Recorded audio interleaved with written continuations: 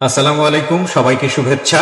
আমি আরজি কিবরিয়া বলছি YouTube channel থেকে, যেই অরিজিনাল চ্যানেলে এই মুহূর্তে আপনারা আছেন। তো সবাইকে অনুষ্ঠান শোনার আগে বিনীতভাবে অনুরোধ করছি আমাদের চ্যানেলটি সাবস্ক্রাইব করবার জন্য।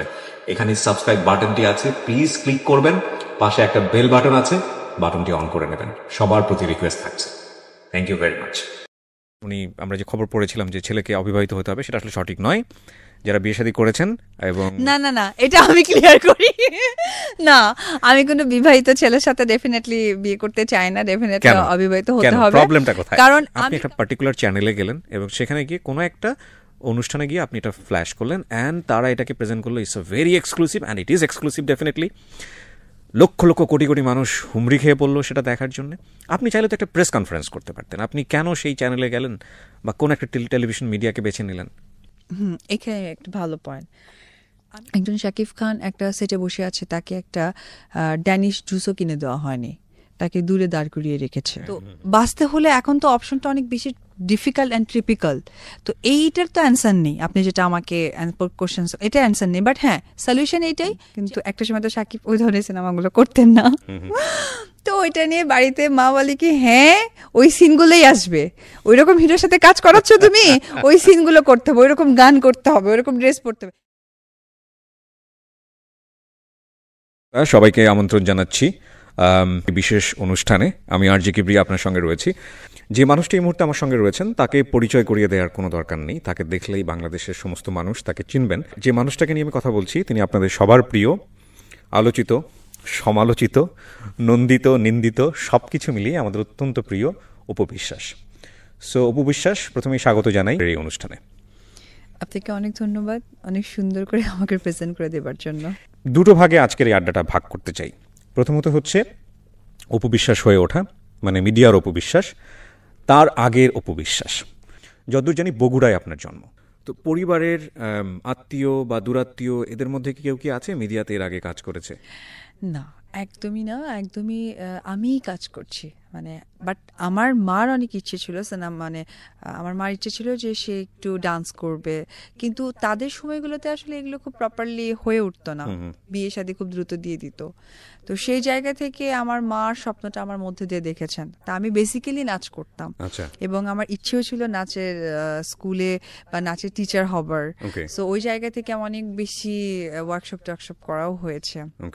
কিন্তু সিনেমায় আসার ব্যাপারটা হচ্ছে যে আমার বান্ধবীদের ফান থেকে। যে কোন ক্লাসে থাকা অবস্থা এটা ক্লাস 9-এ থাকতো। স্টোরিটা কি ছিল আমাকে যদি একটু বলতেন?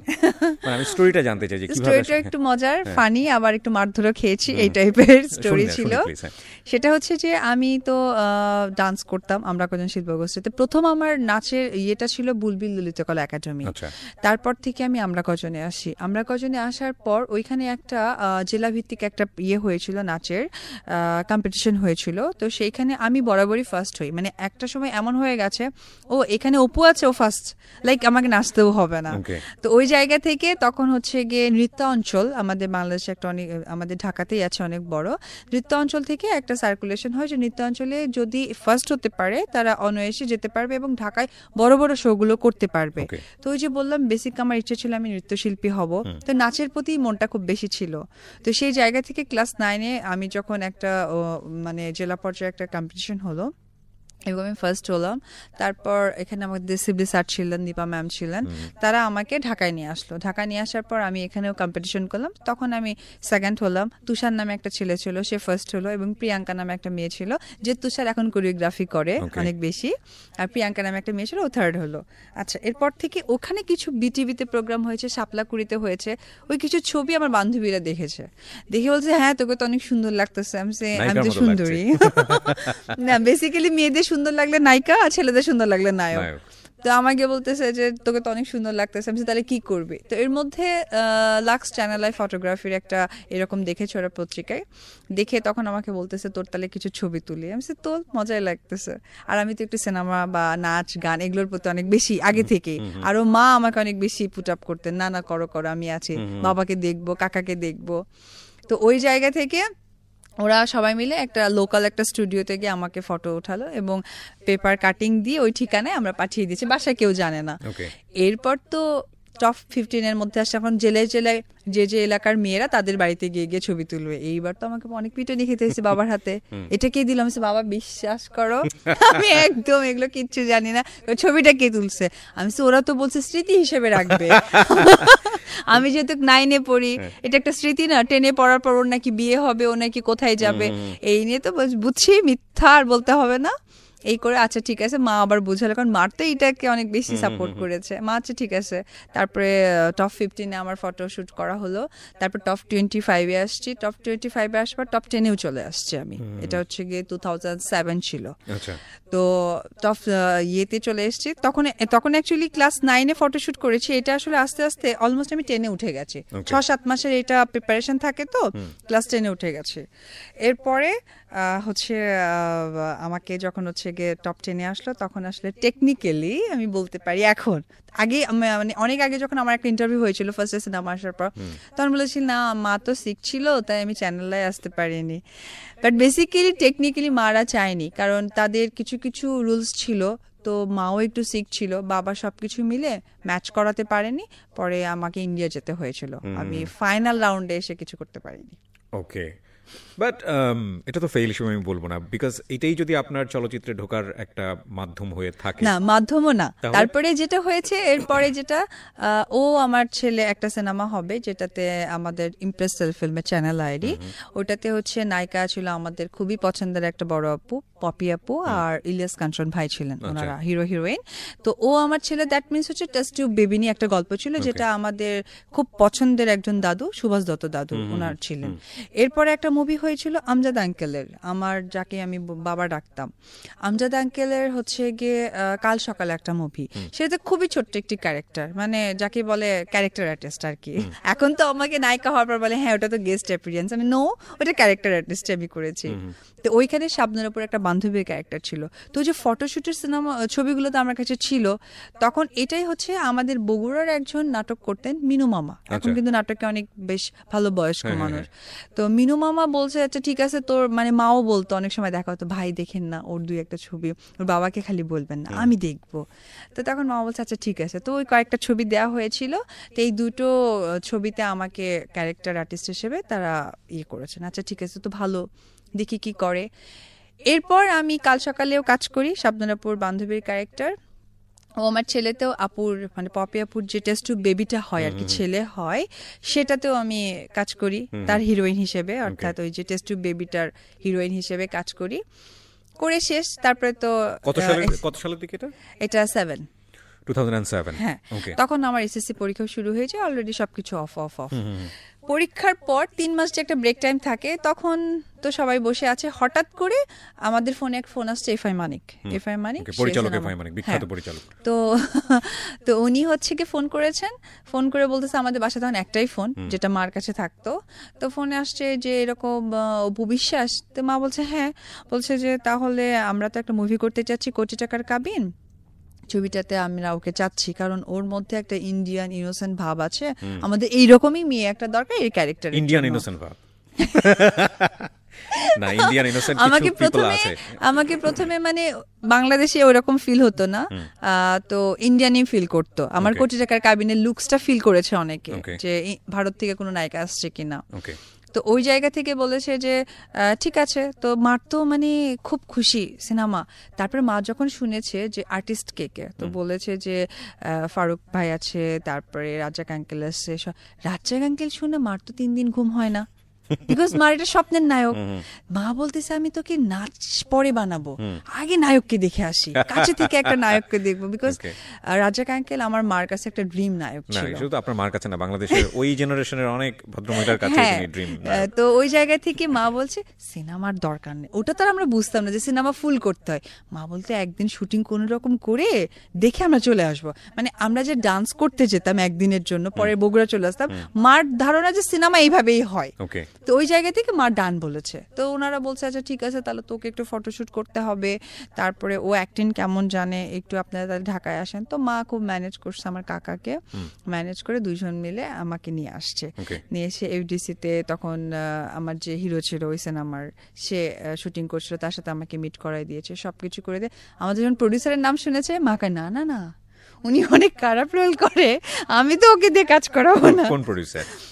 আমার খুবই পছন্দের বড় ভাই, যে না থাকলে আমি সিনেমায় আজকে অপু বিশ্বাস হতেই পারতাম না। আসলে আমরা তো ক্যারেক্টার দেখে কথা বলেছি, বাট বাস্তবতা তো দেখিনি। বাস্তবে সে একজন বাবা সমতুল্য মানুষ, দীপজল ভাই। ও আচ্ছা আচ্ছা, না এটা সত্য, কারণ আমি মিশা ভাইকে নিয়ে বাংলাদেশের অধিকাংশ মানুষই যেটা জানে, ওনাকে যদি বাস্তবে কাছাকাছি দেখা যায় পুরোটাই উল্টো, একদম উল্টো। মানুষ। মিশা ভাই তো 5 ওয়াক্ত নামাজ পড়েন, বিকজ আমি এবং আরেকটা হিরো এবং আমি মিশা ভাই আমরা তিনজন তো এমন হয়ে গেছিলাম যে তিনজন আমরা সেট হয়ে গেছিলাম, মানে একজনের শিডিউল নিলে বাকি দুইজনের শিডিউল নেওয়া হয়ে গেছে, একটা সময় গেছিল আমাদের। তো আমরা ধারাবাহিকভাবে সামনের দিকে যাই, তারপরে কি হলো? তো এরপরে যেটা হয়েছে, মা তো কাজ করবেন না, না না না এই সেই ঢাকা গেছি আমরা, তারপরে মা দেখা করবেন না, না উনি তো কি কি সব বলে ভয়ঙ্কর বিষয়, সেগুলো আমাদের দরকার নাই। পরে যাই হোক অনেকভাবে বোঝানো হলো, গিয়ার পরে যখন আমরা কথা বললাম তখন তো দেখলাম যে আকাশ আর পাতাল, সবকিছু মিলে তখন ফাইনাল হলো, আমি কোটি টাকার কাবিনটা করলাম। ওকে, সো আপনার ফুল মানে অ্যাজ এ অ্যাক্ট্রেস হিসেবে যদি বলি, নায়িকা হিসেবে যদি বলি, তাহলে এটা কোটি টাকার কাবিন। শর্টকাট এক্সপিরিয়েন্সটা একটু জানি, যে ওই সময় ফার্স্ট ছবি এবং এটা সুপার হিট ছবি, আমরা যত জানি পরবর্তীতে অনেক হিট হয়েছিল। কেমন লাগলো? নতুন একটা ফিল্ড, আগে থেকে কিছু টুকটাক অভিজ্ঞতা ছিল? না, সিনেমার কোনো অভিজ্ঞতা ছিল না, বাট ক্যামেরার সাথে আমার অভিজ্ঞতা ছিল। বিকজ আমি অনেকে আছে যে অনেক নতুন আর্টিস্ট, এখন তো আমাদের সাথে অনেকে কাজ করা হয় নতুনভাবে, ক্যামেরাকে ভয় পায়। ক্যামেরা চালু দিলে মানে জাস্ট ক্যামেরা অফ থাকলে আমাদেরকে যে মনিটর বলা হয়, অর্থাৎ একটু রিহার্সাল, সেটা খুব পারফেক্ট দিচ্ছে, বাট যখনই ক্যামেরা অ্যাকশন বলছে তখনই জিনিসটা একদম রিভার্স হয়ে যাচ্ছে, যেটা আমার কখনো ভয় কাজ করেনি। আমার কাছে মনে হয়েছে ক্যামেরা আমার সবচেয়ে বড় বন্ধু, বিকজ আমি অলওয়েজ ফোকাসটা পছন্দ করতাম। আমার যখন নাচ হতো, আমি ক্যামেরা না দেখলে মানে ভালো নাচতে পারতাম না, আমারটা উল্টা ছিল, ক্যামেরা চলছে না, না এই নাচের কোনো গুরুত্বই নেই, এরকম মনে হতো। তো ওই জায়গা থেকে ক্যামেরা আমি ভয় পাইনি, বাট ওখানে যারা যারা আর্টিস্টরা ছিলেন তারা মোস্ট পপুলার অ্যান্ড সিনিয়র, এটা একটু আমার কাছে অনেক শাই ফিল হয়েছিল।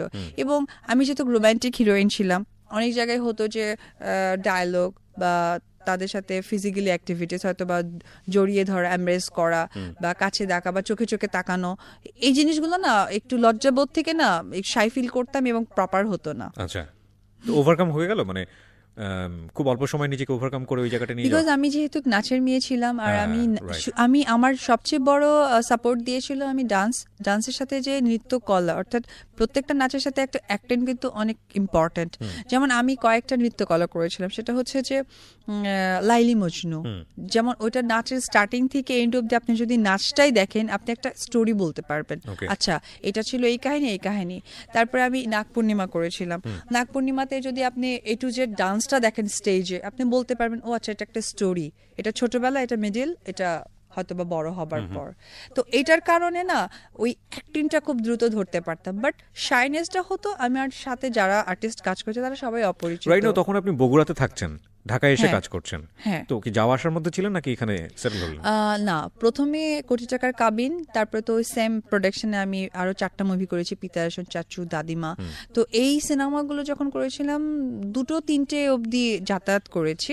এখানে একটু পজ দিই, মানে কোটি টাকার কাবিনটা কি আপনার সিনেমা হলে আসার পরে বাকিগুলো করা হলো নাকি অ্যাট এ টাইম বাকি তিনটার কাজও ধরলেন? আগে হচ্ছে সিনেমা হলে এসছে, আসার পর যখন গুড ফিডব্যাক পেয়েছে, রাইট, আমি এটা একটু জানতে চাই, কারণ আপনার ফ্যামিলি থেকে দিতে চাচ্ছিল না আপনাকে, শুধু আপনার মা চাচ্ছিল ঠিক আছে যাও দেখো মজা করো। হ্যাঁ, না মার তো কথা আঙ্কেলকে দেখবে, রাজ্জাক আঙ্কেলকে, এবং একদিন শুটিং করে পরের দিন চলে আসবে, বাট সিনেমার জন্য যে 1 মান্থ কাজ করতে হয় এটা তো আইডিয়া নাই। ফ্যামিলির অবস্থা কি দাঁড়ালো? আপনার ভাই বোন বা আদার্স? এরপর যখন আমি সিনেমা করলাম এবং আমার শিডিউলের নিয়ে কথা হলো, এটা নিয়ে মার সাথে বাবার এমন আছে 10 দিন কোনো কথা হয়নি, পরে আলটিমেটলি তো প্রত্যেকটা মানুষকে মানতেই হয়। তো পরে সবকিছু ঠিকঠাক হয়ে গেল। আপনি নিজে থেকে চাচ্ছিলেন যে না ঠিক আছে? আমি মজা পাচ্ছিলাম। আমি ফার্স্টে 1 সপ্তাহের মধ্যে খুব শাই ছিল, পরে খুব মজা পেয়েছি। রাইট, না আমি কেন এই প্রসঙ্গটা নিয়ে কথা বলছি, যে অনেক মেয়েরাই আসতে চায়, কাজ করতে চায়, কিন্তু ফ্যামিলি থেকে সাপোর্ট করে না। এটা বাংলাদেশের চলচ্চিত্রের একটা খুব নাজুক অবস্থার ওই সময়টার কারণে, বা একটা নেগেটিভ সেন্স থেকে অনেক সময়। ওটাই তো বলছি, 2007-এ যেটা হতো অস্ট্রেলিয়া সিনেমা হতো, তো প্রত্যেকটা বাবা মা তার মেয়েকে ভালোভাবেই দিতে চায়, তো যেটা ধারণাটা অনেক বাবা মার আছে, কিন্তু আজকাল অনেক স্মার্ট হয়ে গেছে, কারণ আজকাল সিনেমা হচ্ছে, ভালো পরিবেশ তৈরি হয়েছে, ভালো কিছু হচ্ছে, সো প্রত্যেকটা মানুষই তার ভালোটা প্রেজেন্ট করতে চায়।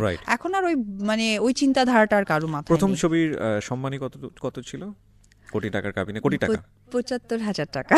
2007 সালে ইন্টারমিডিয়েট পরীক্ষা দেয় একটা মেয়ে, 1 মাস এসএসসি পরীক্ষা দিয়ে এসএসসি পরীক্ষা দেয় একটা মেয়ে 1 মাস কাজ করে 75,000 টাকা পেয়েছে। It's a huge amount of money. না সাথে আমার ছিল ড্রেস ড্রেস ছিল, তারপরে আমার আরো খুশি লেগেছিল অনেক বেশি, ভাইয়া আমাদের সাথে কমিউনিকেশনের জন্য ভাইয়া আমাকে একটা নোকিয়া সেট গিফট করেছিল কালো কালারের, সেটা তো আমি দেখতাম আর রেখে দিতাম, ইউজ করতাম না।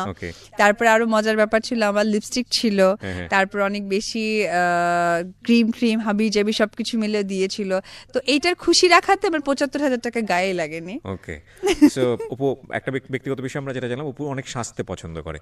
এখানে একটা বিষয় কিন্তু বলে রাখি, অপু আজকে ক্যামেরায় যেভাবে ফেস হয়েছে, আমি জানি না এইভাবে সে কখনো ফেস হয় কিনা, এটা ওনার ন্যাচারাল লুক, রাইট? এটা ওনার ন্যাচারাল লুক, এবং উনি আসলে চিন্তা করেন না যে আমরা ভিডিও করব। রেডিওতে উনি আসছে, আসলে ঠিক বলেছেন, তো রেডিওতে উনি আসছে ওনার স্টোরি বলার জন্য, কিন্তু আলটিমেটলি উনি ক্যামেরা দেখার পরে উনি এখন প্রিপারেশনের সময়ও নাই। সো এটা ন্যাচারাল লুক এবং এটা এক্সেপশনাল লুক। ভাইয়া ঠিক বলেছেন। ওকে, সো আমরা ধারাবাহিকভাবে একটু সামনের দিকে যাই। বাই দ্য ওয়ে, আপনার বিপরীতে অভিনয় করেছিল কে ওই সময় কোটি টাকার কাবিনে? শাকিব খান। আচ্ছা, ফার্স্টই হচ্ছে শাকিব খানকে পাওয়া।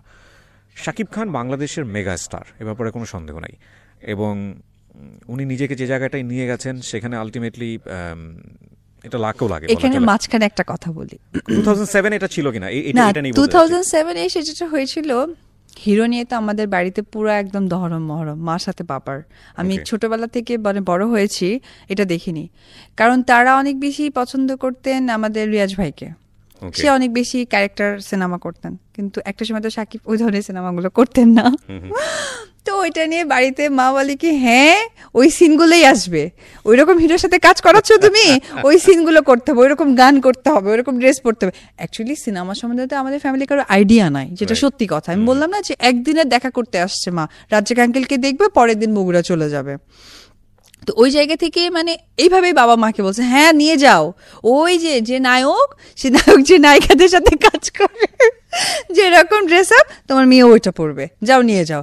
ওই হিরোটা হলে তাও মানতাম, সুন্দর গান গাবে, দৌড়াদৌড়ি করবে। তো এইটা নিয়ে আমাদের বাসায় একটু অনেক বেশি কনফিউশন ছিল, বাট আলটিমেটলি ডেফিনেট যেটা দেখলাম কাজ করতে গিয়ে সে অনেক বেশি হেল্পফুল, কারণ ওই সময় আমি নতুন ছিলাম, অ্যাক্টিংয়ের ওইভাবে বুঝতে পারতাম না, যে শাইনেসটা ছিল সেটা অনেক বেশি হেল্পফুল করেছে। স্টোরিটা একটু যদি জানতে চাই, মানে প্রথম পরিচয়ে কি ধরনের কথাবার্তা হলো? আসলে নরমাল, শাকিব তো তখন অলরেডি পপুলার, এস্টাবলিশড একটা নায়ক। এস্টাবলিশড নায়ক, নট পপুলার, এস্টাবলিশে। কারণ পপুলারিটি যদি বলতে চাই, আমার মনে আছে যে আমি যখন তার সাথে অনেক সিনেমা করলাম, তো ডেফিনেটলি আমি একজন কো আর্টিস্ট, তো আমার জায়গা থেকে হয়তো বা কো আর্টিস্টের মধ্যে যে একটা কমিউনিকেশন থাকে, একটা বেটার কোনো অপশন হলে সেটা আর একটা কো আর্টিস্টকে বলা, বা যে আমি ভালো করেছি।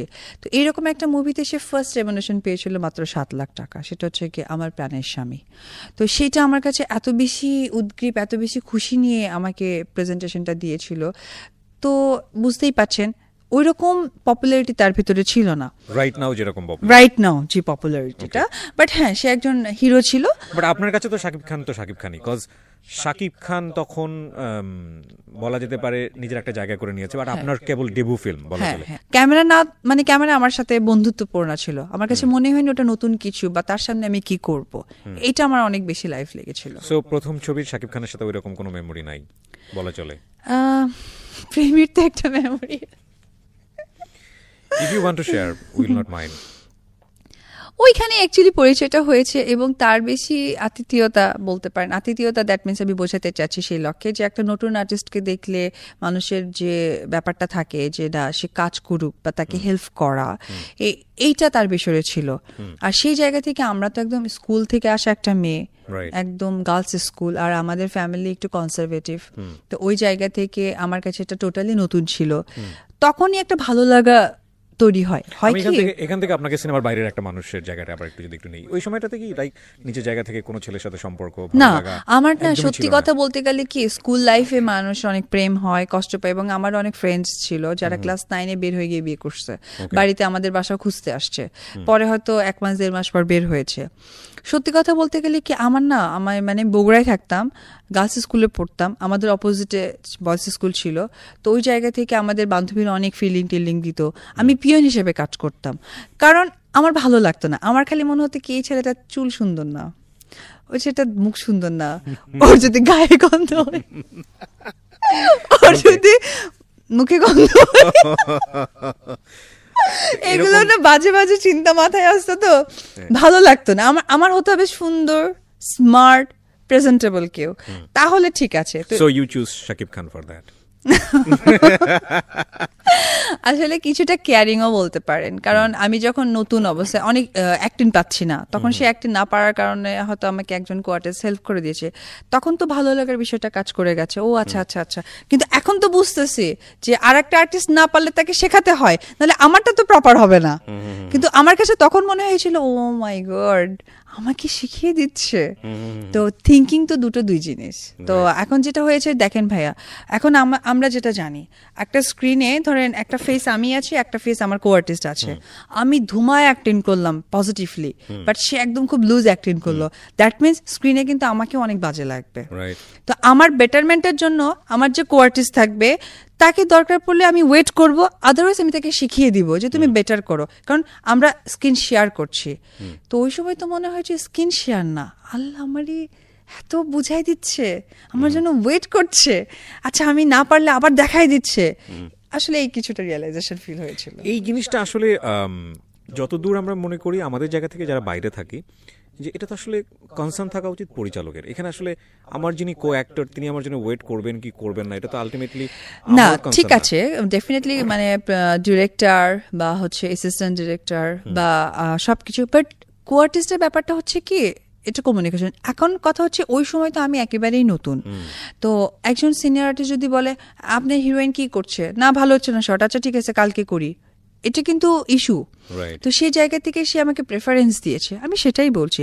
ডেফিনেটলি ডিরেক্টর আমাকে শিখিয়েছে। কেউ হেল্প করলে বোঝা যায় যে হ্যাঁ না, হ্যাঁ পাশে হ্যাঁ থেকে একটা মানুষ না, আমাকে হেল্প আমি করছে। এটাও বলবো সাথে সাথে এফআই মানিক যে, এবং শুধুমাত্র যে উনি তা না, আমার আদার্স যে কোয়ার্টিস্টরা ছিলেন, আমার বাবার ক্যারেক্টার করেছেন, মার ক্যারেক্টার, আমার বাবা ছিলেন হচ্ছে ফারুক ভাই, তারপরে হচ্ছে গিয়ে সুচরিতা ম্যাম ছিলেন, তারপরে হচ্ছে হিরোর বাবা ছিলেন রাজ্জাক আঙ্কেল, তারপর এই যে সমস্ত একটা সময় তো ফ্যামিলি ড্রামা হয়েছে, তো ফ্যামিলি ড্রামাতে আমার হয়তো বা ডায়লগ ছিল, থ্রোলি অনেক কিছু ছিল, অনেকের কাছে যাবার, তখন রাজ্জাক আঙ্কেল আমাকে হাত ধরে ধরে নিয়ে গেছে। আমি যেমন হয় কি একটা ডায়লগে পজ দিয়ে আর একটা আর্টিস্টের কাছে যাওয়া, এবং সেখান থেকে অ্যাক্টিংটাকে ক্যারি করে আরেকজনের কাছে থ্রো করা, তো এইরকম করে কিছু কিছু মুভিং অ্যাক্টিং থাকে, যেটা আমি না কনফিউজ ছিলাম হাঁটবো কি হাঁটবো না। তো ওই জায়গা থেকে রাজ্জাক আঙ্কেল আমাকে একদম অ্যাক্টিং করে করে দেখিয়েছে, এখানে গিয়ে পজ দিবে, এখান থেকে অ্যাক্টিংটা ধরে ওই আর্টিস্টের কাছে যাবে, ওইখানে গিয়ে হাত ধরবে, ওইখানে গিয়ে মাটিতে লুটিয়ে পড়বে। তো আমি প্রত্যেকটা মানুষের অনেক বেশি হেল্প পেয়েছি, কিন্তু যেটা হয়েছে কি ওই ভালো লাগার বিষয়টা চলে গেছিল। ওকে, না ওই জায়গাটা যাওয়ার আগে আমি একটু জানতে চাই, আপনি বাংলা ছবি দেখতেন এর আগে? আসলে পড়াশোনার প্রেশারে খুব একটা দেখা হতো না, কিন্তু বগুড়াতে থাকতাম তো রিক্সা দিয়ে যাতায়াত করতাম, পোস্টার অনেক দেখতাম। ফাইন, তাহলে আপনারা বোঝেন যে সেই অর্থে সেই সময় যে ধরনের বাংলা ছবিগুলো হচ্ছিল সেটার সাথে আসলে উপবিশ্বাসের আমাদেরও অনেকের যেরকম পরিচয় নাই সেরকমই ছিলেন উনি, কিন্তু উনি পর্দায় গিয়ে অনেক ভালো করেছেন। ওকে, তো হয় এই ধরনের সাহায্য করা, একটা মানুষকে পছন্দ করা অপছন্দ করার ব্যাপারগুলো এটা হরহামেশাই আমাদের মধ্যে হয়ে থাকে। আপনি কখন বুঝতে পারলেন যে শাকিব খানের দিকে আপনার একটা আলাদা অ্যাটেনশন যাচ্ছে, বা শাকিব খান আপনাকে আলাদা একটা অ্যাটেনশন দিচ্ছে যেটা হুইচ ইজ ডিফারেন্ট? এরকম কোনো কিছু কি নিশ্চয়ই বুঝতে পেরেছেন? এটা কি ওই দুই একটা ছবির মধ্যেই হলো, নাকি কাজ করতে করতে গিয়ে? স্টোরিটা একটু যদি জানতে চাই। আমি যখন কোটি টাকার কাবিনটা করার পর যেটা হয়েছিল, একদম বাবা স্ট্রিক্ট বলে দিয়েছিল যে কোনোভাবেই আর সিনেমা সে করতে পারবে না, এবং এমন স্ট্রিক্ট ছিল যেটা মাও মানতে বাধ্য ছিলেন। তো কোটি টাকার কাবিন করার পর সিনেমা রিলিজ হবে তার আগে আর কি সিনেমার আমরা কাজ শেষ করে বগুড়া চলে গেছি। তো যাবার পর তখন বাড়ি থেকে ডিসিশন নিয়েছে, তখন আমি এসএসসি পাস করে গেছি, আমার তো কলেজে ভর্তি হওয়ার কথা, বাট কলেজে ভর্তি না করে মারা করলো কি আমাকে ইন্ডিয়াতে নিয়ে গেলেন, ইন্ডিয়াতে নিয়ে গিয়ে ইন্ডিয়াতে ভর্তি করে দিবেন, এই প্রসেসটা চলছিল। বাট এর মধ্যে যেটা হয়েছিল যে হিরোকে নাম্বার বা তার সাথে একটু কন্ট্রাক্ট, যেহেতু আমি একটা মোবাইল গিফট পেয়েছিলাম ভাইয়ার থেকে, তখন তো এটা চলছিল যেটা মারা জানতেন না, বাট মা একটু ফিল করতে পারছিলেন, যার জন্য মাও কিন্তু বাবার উপর আর কথা বলেননি, আচ্ছা ঠিক আছে ওকে তাহলে ইন্ডিয়াতে নিয়ে যাব। আমাকে ইন্ডিয়াতে নিয়ে গেছে, ইন্ডিয়াতে নিয়ে গিয়ে ভর্তি করে দেবো সব প্রসেসে, আর আমি তো এদিকে সব খবর পাস করে দিচ্ছিলাম। এখন এই সিচুয়েশন, এখন স্কুলে ভর্তি সেটা ওকে, তার মানে আমরা বলতে পারি যে ওই সময়টাতেই আলাদা একটা সম্পর্ক নিজেদের মধ্যে তৈরি হয়েছে ফার্স্ট মুভিতেই। হ্যাঁ ওইভাবেই, আরও মানে খুব ডিপলি চলে গেছিলো। আমি যখন ইন্ডিয়াতে গেছিলাম সেও ইন্ডিয়াতে গেছিল, তার একটা সিনেমার শুটিং চলছে, কাউকে বলেনি, ইউনিটকে না বলে বলছে আমি সিক, এই কথা বলে সে চলে গেছে। ওই সময় 2007 ঘটনা এটা? হ্যাঁ, 2007 এন্ড অফ 7, ওকে, 2007 এর এন্ড। ওইখানে সে চলে গেছে ইন্ডিয়াতে গিয়ে আমার সাথে মিট করেছে। তো আমার কাছে মনে হয়েছে একটা মানুষ এত বেশি হেল্পফুল কি করে হতে পারে, এইটা নিশ্চয়ই প্রেম। আজকের মেধা বুদ্ধিটা থাকলে হয়তো বা আরো অনেক ভালো কিছু দেশে আমি দিতে পারতাম। না, আমার কাছে কেন জানি মনে হয় এই জায়গাটায় আমরা একটু অন্যরকম ডিসকাশন করতে পারবো যদি আপনি খুব সিরিয়ালি আগান। আপনি যেটা বলছিলেন যে আপনাকে যাতে বাংলা ছবিতে আর অভিনয় করতে না হয় সেজন্য দেশ ছাড়া করার প্ল্যান করছে আপনার ফ্যামিলি, ইন্ডিয়াতে গিয়ে আপনাকে যাতে কলেজে সিনেমাটা ব্যাপারটা হয়ে গেছিল কি, আমি যেহেতু একটু কথাটা এটা মারা বুঝতে পারতেন বাট আমাকে বুঝতে দেননি। তো তাদের ধারণা ছিল সিনেমা করতে গিয়ে, যেমন বাবা অনেক বেশি এই ব্যাপারটা মাকে বলতেন, তো ডেফিনেটলি আমাদের বাংলাদেশের মেয়েরা কি হয় হাজবেন্ডকে তো প্রেফারেন্স দেয়। তো মারও তখন একটা সময় মনে হয়েছে যে আমি কি ভুল করেই ফেললাম কিনা, আচ্ছা ঠিক আছে শুধরে নেই। ও ওকে, নট দ্যাট যে সিনেমাকে তারা প্রাধান্য দিচ্ছে না বা তাকে হেট করছে। সিনেমাটাকে ভালোবেসে ফেলেছেন টু বি অনেস্ট? না, টু বি অনেস্ট আমি সিনেমাটা বুঝে উঠতে পারিনি। আমার কাছে মনে হচ্ছিল আমার কারোর সাথে কথা বলতে হবে, এটা হচ্ছে কি আমার একটাই থিঙ্কিং ছিল। তো ওই জায়গা থেকে এবং ফ্যামিলি থেকে চিন্তা করছিল আমরা জেনে শুনে ভুল করলাম কিনা, মেয়েটা তো অন্যরকম, কারণ আমি তো ছেলেদেরকে পছন্দ করিনি, এটা খুব জানে। ইনফ্যাক্ট আমি বগুড়া থেকে বলতে পারবে না আমার কারোর সাথে স্কুলে বা কলেজে পরিচয় ছিল বা কেমন ফ্রেন্ডস ছিল। তো ওই জায়গা থেকে তারা তো আমার প্রতি অনেক বেশি ট্রাস্টেবল। কিন্তু সিনেমায় গিয়ে একটু ব্যতিক্রম চলাফেরা দেখাতে না, তখন তারা চিন্তা করেছে না ফাইনালি তাকে পড়াশোনার মধ্যে নিয়ে যাই, এবং যেহেতু আমি সবার ছোট আমাকে পড়াশোনার একটা পর্যায়ে যেতে হবে, ওই জন্য আমাকে সময় দিতে পারবে ফ্যামিলি থেকে। খেয়াল করার মতো যারা ভিডিওটা দেখছেন বা রেডিওতে শুনছেন, যে 17 থেকে 18 বছরের একটা মেয়ের জীবনে ওনাকে আসলে আপনারা স্টার হিসেবেই চিন্তা করেন, ঠিক আছে, কিন্তু অ্যাজ এ হিউম্যান বিং হিসেবে যদি চিন্তা করেন যে 17 থেকে 18 বছরের একটা মেয়ের জীবনে কয়েকটা জিনিস একসাথে ঘটছে। প্রথমত হচ্ছে সিনেমার মতো জায়গাতে এত বড় একটা বিগ স্ক্রিনে নিজেকে দেখা। দ্বিতীয়ত হচ্ছে শাকিব খানের মতো একটা মানুষকে তিনি শেয়ারিং কেয়ারিং এর জায়গায় নিয়ে ফেলেছেন মনের অজান্তেই। তৃতীয়ত হচ্ছে তাকে বাংলাদেশ ছাড়তে হচ্ছে যাতে সে সিনেমায় অভিনয় করতে না পারে। সো এক ধরনের মেন্টাল ডিলেমা কিন্তু ছিল, এখান থেকে একটা রাইট ডিসিশন নেওয়া খুব ডিফিকাল্ট। যাই হোক, কি হয়েছে আমরা একটু শুনি। তো তারপরে কি হলো? তারপরে ইন্ডিয়াতেও নেওয়া হলো, আমাকে ভর্তি করে দিবে, সব ফর্ম টর্ম নিয়ে আসছে, ফিল আপ হচ্ছে। আমি তো মনে হয় যে শাকিব খান চলে এসেছে, আমিও ইন্ডিয়াতে থাকবো, মরে যাওয়ার মতো অবস্থা। পরে সেও চলে গেল, গিয়ে তারপরে আমাকে বললেন যে ঠিক আছে তোমার ডিসিশন যেটা হয়।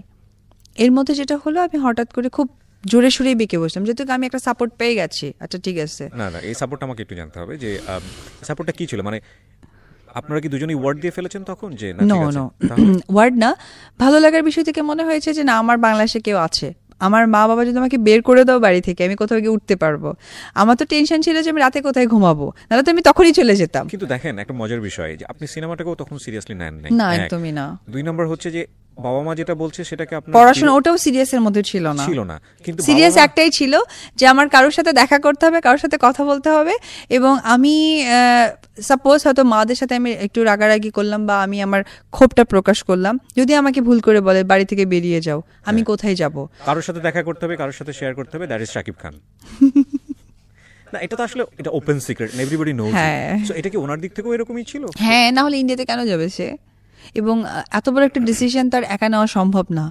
তো এই ডিসিশনটা, এবং আমরা সমান তালে একটা সময় পার করেছি, তো এটা ডেফিনেটলি দুই জায়গা থেকেই ছিল পজিটিভলি। কিন্তু আমাদের মতো নর্মাল মানুষ যারা, তাদের জায়গা থেকে তো এই সেন্সটা, মানে এই রকম একটা প্রশ্ন আসতেই পারে যে বিশ্বাস অবিশ্বাসের জায়গা, যেরকম একজন সিনেমায় অভিনয় করা একজন সত্যি কথা বলতে গেলে কি ভাইয়া, সে প্রথম দেখাতেই আমাকে এতটা বেশি সেটাই বলছি, সত্যি কথা বলতে গেলে কি ভাইয়া, আমি আসলে সত্যি মনুষ্যত্ববোধ হারিয়ে ফেলেছিলাম, না হলে জ্ঞানের জায়গাটা এত কেন বন্ধ ছিল আমার? ঠিক তা না, আমি বরং এটাকে বলতে চাই everything is fair in war and love, মানে যুদ্ধে এবং ভালোবাসায় সবকিছু ফেয়ার। আর একটি কথা আজকে মনে হয় চিরাচরিত সত্য কথা, যে পৃথিবীতে প্লেনে ভাসা যায় বাট আবেগের ডানায় ভাসা যায় না। কারণ প্লেনে চলতে হলে যেমন ইঞ্জিন লাগে, আবেগটা হচ্ছে গিয়ে নিরাকার। সো আকার ধারণ করে চলাটাই মানুষের জন্য রিয়েল লাইফ, আমি মনে করি। Every learning is important in life. Okay, so আপনার জীবন থেকে অনেক কিছু শেখার আছে আমাদের, আমরা সেই জায়গাগুলোতে একটু ধীরে ধীরে যেতে চাই। সো ইন্ডিয়াতে তারপরে আপনারা কি করলেন যে আপনার কাছে মনে হলো যে আমার একটা আস্থার জায়গা অন্তত আছে? তারপরে আমি একটু টেকনিক্যালি বুদ্ধি চালালাম, সেটা হচ্ছে আমি মাকে বললাম, মা ইন্ডিয়াতে আমাকে ভর্তি হলো তো ক্লাস 9-এ ভর্তি হতে হবে, আমি এসএসসি পাস করার পর 9-এ ভর্তি হবো, আমি পড়াশোনা করবো না, হয় স্টপ দিয়ে দাও নাহলে বাংলাদেশে চলো। এই নিয়ে মহা একদম বাড়িতে হাঙ্গামায় ইচ্ছে করে শুরু করলাম। আমারই বের হয়ে গেছে, আমি আবার ইনস্ট্যান্ট বুদ্ধি বের করতে পারি। তো পরে বলছে আচ্ছা ঠিক আছে তাহলে এটা বাবার সাথে, আমাকে বলছে সিনেমায় যাওয়া যাবে না। আমি একদম আমি সিনেমায় যাবো না, এখানে কথা দিচ্ছি ফাইনাল, একদম হাতে প্রমিস করে বলছি তুমি কি নিয়ে আমাকে নিতে বলবে তাই নিয়ে প্রমিস করছি, বাট আমি কলেজে পড়বো, আমার ভাব আছে, আমি কেন এখানে স্কুলে ভর্তি হতে যাব, আমি এত কষ্ট করে, তুমি পড়াশোনা করছো আমি করেছি, সুতরাং আমাকে কলেজে ভর্তি করে দাও। আচ্ছা ঠিক আছে, বগুড়া আসলাম, প্রায় 1 মাস থাকার পর আমরা ইয়েতে আসলাম, বগুড়া আসলাম, এসে আমাকে কলেজে ভর্তি করে দিলেন, সরকারি মুজিবুর রহমান মহিলা কলেজ, ওখানে ভর্তি করে দিলেন। দেওয়ার পর তো ফোন তো চালু ছিল, তো বগুড়া তো সে আসছিল আরো 2 বার, তারপরে চুরি করে এসছে। হ্যাঁ চুরি করে আসছে। এরকম সবাই তো চেনে শাকিব খানকে তখন? নো, হ্যাঁ সবাই চেনে। যেমন আমার কলেজের সামনে এসে আমাকে ফোন দিয়ে বললো যে সে জানতো আমি কলেজে কখন ঢুকি। অনেকে গোফ-টোপ পরে মাথায় ওইরকম কিছু ছিল না, ওটা তো সিনেমায় হয়, বাস্তবে না। কিন্তু ওনাকে দেখলে তো মানুষজন চেনার কথা আমার যদি, কারণ 2007-এ উনি অলরেডি পপুলার, আজকের মতো পপুলার না হলেও পপুলার, তো ইজিলি মিট করতে পেরেছে আপনার সঙ্গে? না, আমরা তো রাস্তায় মিট করিনি, কিভাবে করেছিলাম, আমার কলেজ টাইমটা তো সে জানতো, তো ওইরকম সময় আমাকে বললো যে তুমি কি কলেজে, আমি সে কলেজে না হলে ফোন ধরবো কি করে, আর আমি ফোন ধরতাম বড় আপুদের রুমে গিয়ে, আমাদের কলেজের পেছনে হোস্টেল ছিল, তো 1-2 আপুকে আমি খুব হাতে রেখেছিলাম, বাড়ি থেকে খাবার আনতাম, খাবার দিতাম, তো সে খুব হাতের। তার মানে আপনার বাসায় জানাজানি হয়ে গেছে বিষয়টা? বাসায় একটু, বাট আমাকে প্রকাশ করতো না, প্রকাশ করলে আমার একটু রাগ বেশি, একটু জেদ বেশি, তো ওই জায়গা থেকে তারা ইনডিরেক্টলি বলতো। কিন্তু ফোন ধরা নিষেধ ছিল মানে কি, বুঝতো যে শাকিব খান ফোন দিচ্ছে বা শাকিব খানের সঙ্গে আপনার কোনো পড়াশোনায় ক্ষতি হবে, তোমার পড়াশোনা করতে ক্ষতি হবে, মোবাইল কেন ধরবা, তো এই জায়গা থেকেই মোবাইলটা তারা রেখে দিত। বাট আমি আবার বলতাম যে দেখো এটা আমি সিনেমায় গিফট পেয়েছি, এটা তো তোমাদের অধিকার না, আমি কলেজে নিয়ে যাবো, আমি একটু আমার বান্ধবীদের দেখাবো, আমার ভাব বেড়ে গেছে, আমি মানে এই ধরনের কিছু উল্টাপাল্টা বুঝতে আমি ফোনটা নিয়ে যেতাম। তো ফার্স্ট মিটার, হ্যাঁ গল্প বলছিলেন, বগুড়া মিটার গল্প, তারপর কি হলো? তারপরে আমাকে বললো যে আচ্ছা তুমি কি কলেজে, তো আমি বললাম যে হ্যাঁ আমি কলেজে। বলছে আচ্ছা ঠিক আছে, কলেজের গেটে কি আসা যাবে? আমি ঠিক আছে। আমার আবার প্রবলেম ছিল, কলেজের গেটে আমার কাকা পাহারা দিত, নাহলে মামা দিত, নাহলে বাবা দিত, কলেজের গেটের সামনে ওইখানে আবার একটা টিচারদের, আমাদের কলেজে বের হওয়ার আগে টিচারদের একটা টেবিল আছে, সেইখানে বসে থাকতো তারা 3-4 ঘন্টা কলেজের সামনে, একদম আমাকে নিয়ে যেত। আমি কি করি, আমি কেন বলছেন একটু বাইরে আসলে ভালো হতো, আমি কাকা আসছে, কাকাকে নিয়ে বের হই, না না না না না কাকা ছাড়া। আমি আচ্ছা ঠিক আছে কি কাজে, পরে যে বড় আপু 2-4 জনকে তো আমি হাতে রেখেছি, তো আমাদের বগুড়ার ম্যাক্সিমাম মেয়ের একটু বোরখা পরতে পছন্দ করে, তো বড় আপুর একটা বোরখা চেয়ে নিলাম, বোরখা পরে টরে গেলাম। আমি আর আমার একটা বান্ধবী ছিল, আমরা আবার অনেক দুষ্ট প্রকৃতির ছিলাম, ওকেও বোরখা পড়াইছে, তুইও পড়, আমি একা একা যাবো কেন, আমরা 2 জন মিলে বোরখা পরে, আমার কাকা বসা, আমি যখন পাস হচ্ছে উনি দেখছিলেন এমন করে, তো আমি আর তাকাইনি, একটু সায়ও ফিল হচ্ছিল যদি ধরে বসে তাহলে আজকে মার ফাইনাল। তো পরে যাই হোক কোনোরকম পাস হয়ে গিয়ে দেখি সামনে একটা কার গাড়ি দাঁড়ানো, সেই গাড়িটা আমি চিনতাম, গাড়ি ফোন নিয়ে মিলে কি গাড়ি, বলছে আমরা গাড়িতে বসে আছি, পরে আমি আমার বান্ধবী মিলে গাড়িতে উঠে একটু মস্তানগড় ঘুরে আসছি। ওকে, সো ছবির গ্যাপ দেয়ার লম্বা একটা সময়ের পরের ঘটনা। হ্যাঁ, পরে এইটারই প্রায় 1-1.5 মাস পর, মানে এই কাহিনীগুলো আমি তো 1 মাস পরে আসলাম এখানে, 15 থেকে 20 দিনের মাথায় একটা ফোন গেছে আবার এফআই মানিকের, তো ওই জায়গা থেকে আবারও তারা অনেক বেশি কনফিডেন্স করে একবারে 3টা ছবি সাইন করায় নিয়েছে। তখন আপনার ফ্যামিলি রাজি ছিল? তখন খুবভাবে ছিল না, আবার হয়েছে, যাই হোক কথাবার্তার মাধ্যমে। হ্যাঁ হ্যাঁ, আমার তো 100%, আমার তো পারলে আমি এখনই ঢাকায় গিয়ে বসে থাকি, দেখা করতে পারবো। এইটা কি ছবির প্রতি প্রেম ছিল না শাকিব খানের প্রতি আলটিমেটলি? আই নো দর্শক বুঝতে পারছে। She is a pure soul. আজকে যে কথাগুলো আপনাদেরকে বলছে সেটা আমার মনে হয় অন্তর থেকেই বলছে, যেটা it's a life, it's a part of a life, যা হয়েছে সেটাই, সেখান থেকে আসলে শিক্ষা নেওয়াটা ইম্পর্টেন্ট। সো ওই প্রবলেমটা তো হয়নি অন্য ছেলেদের প্রতি যেটা সমস্যা ছিল, যে কারো প্রবলেমটা ছিল সে অনেক বেশি ক্লিন, এটা সত্যি কথা, এবং হচ্ছে গিয়ে আমার অনেক বেশি ভালো লাগে শাকিব খানের জন্য।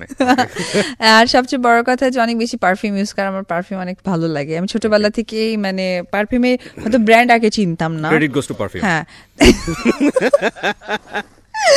আমার যদি কোনো নায়কের গায়ে গন্ধ পাই না, আমি বুঝতে দিই না, আমি গিয়ে বলতাম যে ভাইয়া আমি নতুন একটা পারফিউম নিয়ে আসছি, লাগাবেন? আই এটা তো মেয়েদের পারফিউম। আমি নতুন পারফিউম দেখেন কেমন লাগে, বাট বুঝতে দিতাম না। এটা কি জানে আপনার সেটের লোকজন জানে না? এটা পরের দিকে জেনে গেছে, পরের দিকে বলতে এই অপু পারফিউম, ওরা আগে এমন এমন করে এই পারফিউম, মানে আমাকে যদি আমি কাউকে মানে যদি করি যে পারফিউম দেবে কিনা, এটা যদি আমি বলি তো তখন আর আগে গায়ে করে। আর একটা জিনিস হচ্ছে কি চুইংগাম, আমার অ্যাসিস্ট্যান্টকে বলা আছে কেউ আসলে দিবা, তো প্রথমের দিকে কিছু কিছু হিরো বলতে কি তুই আমার আসল ভাই বুঝোস, আমি এটা চুইংগাম খাচ্ছি। পরের দিকে বুঝতে পারছে যে অপু খাওয়াইতে বলতো। ভেরি ইম্পর্টেন্ট না, এটা আসলে নিজের জায়গা থেকে এটা আসলে কেয়ারফুল হওয়া উচিত। সো যেখানটা আমরা ছিলাম যে তখন মোটামুটি আপনি পরে 3টা ছবিতে সাইন করলেন এফআই মানিক সাহেবের, এবং সেটা শাকিব খানের সঙ্গেই। হ্যাঁ, তখন পর্যন্ত আপনার ফ্যামিলিতে জানে না যে ওনার সাথে আপনার একটা ভালোবাসার সম্পর্ক তৈরি? না তখন আমি বললাম না কলেজের সময় জেনে গেছে, এর জন্য তো মোবাইল ব্যবহার করতে দিতেন না। আবার 3টে সিনেমা যখন করলাম তখন আর কি যাই হোক একটা কোনোভাবে কনভিন্স হয়ে তারা আবার সিনেমাতে রাজি হয়েছেন। যখন আরেকটা সিনেমা করলাম, সেকেন্ড মুভি, থার্ড মুভির মিডলে গিয়ে ফুললি মানে তখন আমাদের ফ্যামিলিতে আমিও কথা বলতাম ওইভাবে যে হ্যাঁ আমি পছন্দ করি, তখন ডিরেক্টলি কথা হতো, এবং ওই সময়টাই আসলে বিয়েটা আমি করে ফেলেছি। আচ্ছা, 2007-এর গল্পটা, 2008, 1 বছরের ব্যবধানে। আমি 7-এর ধরেন মার্চে ঢুকে গেছি, মার্চ বা এপ্রিলের দিকে মুভি করেছি কোটি টাকার কাবিন, তার মধ্যে কলেজ, যুদ্ধ, ইন্ডিয়া সবকিছু 2008-এর এপ্রিলে বিয়ে করে ফেলছে। তখন পর্যন্ত কি অবস্থা এরকম দাঁড়িয়ে আছে যে শাকিব খান মানেই হচ্ছে অপু বিশ্বাস, অপু বিশ্বাস মানে হচ্ছে শাকিব খান? নো, তখন ওই অবস্থা 2008টাতে তখন আমি 2টো বা 3টে সিনেমা করেছি, তখন শাকিব মানে অপু, অপু মানে শাকিব, এরকম মুভি ছিল না। 2010, 11, 12 এই 3টা বছর শাকিব মানে অপু, অপু মানে শাকিব, এবং ফ্লোরে ফ্লোরে আমাদের সিনেমায় ছিল, বিকজ আমাদের বছরে 12 মাসে 1 বছর হয়, তখন আমরা 16টা মুভি করেছি। আমাদের এক একটা ঈদের সিনেমা রিলিজ হতো 6টা 7টা করে। তো বিয়েটা নিশ্চয়ই ওয়ান ডে ডিসিশন ছিল না? বিয়েটা আসলে গ্র্যাজুয়ালি হয়ে গেছে। মানে আপনি প্রিপেয়ার ছিলেন যে এরকম একটা ঘটনা করতে যাচ্ছে? সত্যি কথা বলতে গেলে কি, আমি ওইভাবে বিয়ে বুঝিনি। আমি বিয়েটা হচ্ছে এটা যে একটা মানুষের জীবনে ফাইনাল ডিসিশন, বা এটা আমাকে সারা জীবন যে ক্যারি করতে হবে, আমি এটা বুঝে উঠতে পারিনি। আমার মাথায় একটি কাজই করতো যে আমার তাকে দেখতে হবে, তার সাথে আমার কথা বলতে হবে। সো একটা সময় আমার 1টা বা 1.5টা মুভির সময় আমার বাসার নিচে একবার দেখা করতে আসছিল, তো সেই জায়গা থেকে মার সাথে তার অনেক বড় হিসিং হয়। তো ওই জায়গা থেকে মা বলেছিল যে এইভাবে তো কখনো কোনো মেয়ের সাথে দেখা করা যায় না, দেখা করতে হলে তোমরা বিয়ে করো, বা তাহলে আমি মরলেও দেখতে যাবো না, কাইন্ড অফ রাগের কথা ছিল। তো তখন আমাদের মাথায় ডিসিশনটা আসে, আচ্ছা ঠিক আছে তাহলে তো আর কিছু বলবে না। তো ওটাই লুকিয়ে ছাপিয়ে আমার মেজো বোন ছিল, আমরা সবাই মিলে ডিসিশন নিয়ে, আমার মেজো বোনও চায়নি ফার্স্টে, পরে আমি খুব জোর জবরদস্তি করছি, মাকে বলবি না, করবি তুই, আমাকে হেল্প করবি। পরে আমরা দুজন, আমার বোন, আমি, আমার দুলাভাই, আমরা 3জন মিলে আমার সহযোগিতা এবং ওর বাসা থেকে ওর কাজিন, ও সবাই মিলে আমরা আর কি একা একাই বিয়েটা করে। তার মানে ওর ফ্যামিলিতেও পুরোপুরি কেউ না, জানতো না? কেউই জানতো না, ওর মা বাবা কেউ জানতো না। ইনফ্যাক্ট আমি যখন ওদের বাড়ি গেছি তখন আমি জেনেছি যে আমার বিয়ের দিনে নাকি এরকম হয়েছিল, আমার একটা লেহেঙ্গা কিনেছিল, সেটা নাকি বিছানার তলে ছিল, সামনে দিয়ে বেশ কিছু জুতা ছিল সাকিবের। তোর মা জুতা ঝাড়ু দিতে গিয়ে দেখি এত বড় লেহেঙ্গা কাটের নিচে, পরে বলছে যে কি ব্যাপার লেহেঙ্গা কার, বলেন না মা এটা একটা সিনেমার তো কস্টিউম, তো কিন্তু এ তো মেয়েদের কস্টিউম। না না, শর্টটা এইরকম যে আমার চুরি করে এনেছি, তা আমার গাড়িতে ওঠা ছিল তো তাই এখানে রাখছে। ও আচ্ছা আচ্ছা আচ্ছা, বলছে আমি নায়ক নায়িকার কস্টিউম চুরি করে আনি, তাই এটা চুরি করে আনা হয়েছে। কিন্তু আপনাদের যেই মানে মেলামেশা বা আপনাদের যে ধরনের কথোপকথন, সেটা কি বিয়ে করার প্রয়োজন ছিল, নাকি শুধু মার এই কথাটার কারণে এই সিদ্ধান্তটা নিতে হলো? ভাইয়া আমি অনেক কিছুই বলেন। না ভাইয়া, আমি 8-10টা মেয়েদের মতো ঘোরাঘুরি ছেলেদের সাথে করি, এটা আমি ব্যক্তিগতভাবে কখনো চাই না। ইনফ্যাক্ট আমার বা আপনি যদি আমাকে অনুমতি দেন, আমি এরকম একটা প্রশ্ন করতেই চাই যে আসলে সম্পর্কটা যেদিকে যাচ্ছিল সেখানে আসলে বিয়েটা অপরিহার্য হয়ে পড়ছিল, এরকম কোনো ব্যাপার ছিল কিনা? বিয়েটা অপরিহার্য না, না না, আমার কাছে মনে হয়েছিল না, প্রত্যেকটা সম্পর্কের মধ্যে সম্মান থাকা দরকার, তো দ্যাট ইজ কল বিয়ে। তো এখন আমি একটি ছেলের সাথে ঘুরি, কথা বলি, যাই করি না কেন, তো এটা সম্মানের জায়গাটা থাকা উচিত। যদিও হয়তো বা সামাজিক অবস্থান জানেনি, আর সামাজিক অবস্থানেই যেটা আপনি প্রকাশ করবেন সেটাই সম্মানিত। কিন্তু আপনি সিনেমায় অভিনয় করছেন, সেই জায়গাটা থেকে আমরাও কিন্তু নর্মাল মানুষ যারা আছি বা জেনারেল পিপল, আম জনতা যারা আছি, তারা এটা ধরেই নিয়ে যে তাদের মুভমেন্ট একটু হলেও ওপেনলি হবে, তারা সিনেমার নায়িকা। আমি বলি ভাই এক বাক্যে আমি একটি কথা বলি, আমি একজন অভিনেত্রী, আমি নট এ নায়িকা, কারণ আমার 12 বছর লাইফে কখনো কোনো মিটিং, কোনো প্রেস, কোনো জায়গায় আমি ওই রকম নিজেকে প্রেজেন্ট কখনোই করতে চাইনি যে আমি একজন নায়িকা। প্রত্যেকটা নায়িকার একটা সৌন্দর্য আছে, ওপেনলি বা তাদের ডেফিনেশন ওয়াইজ দেখায়। আমি একটা ঘরোয়া মেয়ে, এটা আমার অনেক বেশি প্রাউড লাগে যে আমার স্ক্রিনে আমি নায়িকা, নাচতেছি, গাচ্ছি, যেখানে স্কার্ট, যেখানে জাল ড্রেস লাগে আমি পরছি। ইনফ্যাক্ট আমিও যখন ওই সিনেমাগুলো করেছিলাম তখন খুব ট্রাই করেছি সালোয়ার কামিজ, হাতাওয়ালা, আপনি দেখে থাকতে পারেন, এবং হাতাওয়ালা ড্রেসের সাথেও কিন্তু আপনার ওড়না ঝুলছে, খুব বেশি পেট বের করা, পিঠ বের করা বা ড্রেস আপের মধ্যে একটু আমি বরাবরই একটা মেয়ে হয়ে সিনেমায় প্রেজেন্ট হতে চেয়েছি, নট নায়িকা হয়ে। কারণ আমি চেয়েছি যে আমি কারো মেয়ে থাকতে চাই, কারো বোন থাকতে চাই, কারো ওয়াইফ থাকতে চাই, কারো গার্লফ্রেন্ড থাকতে চাই। বিকজ প্রত্যেকটা হাজব্যান্ডই চাই তার ওয়াইফ পৃথিবীর সবচেয়ে ঢাকা থাকুক, প্রত্যেকটা বয়ফ্রেন্ড যারা বেশি ভালোবাসে তারাও চায় তার গার্লফ্রেন্ড ঢাকা থাকুক, প্রত্যেকটা বাবা মাই চায় আমার মেয়ে আরো ঢাকা থাকুক, প্রত্যেকটা ভাই চায় আমার বোন ঢাকা থাকুক। তো আমি সেই নায়িকা হতে চেয়েছি। ঢাকা মানে কিন্তু রাজধানী ঢাকা না,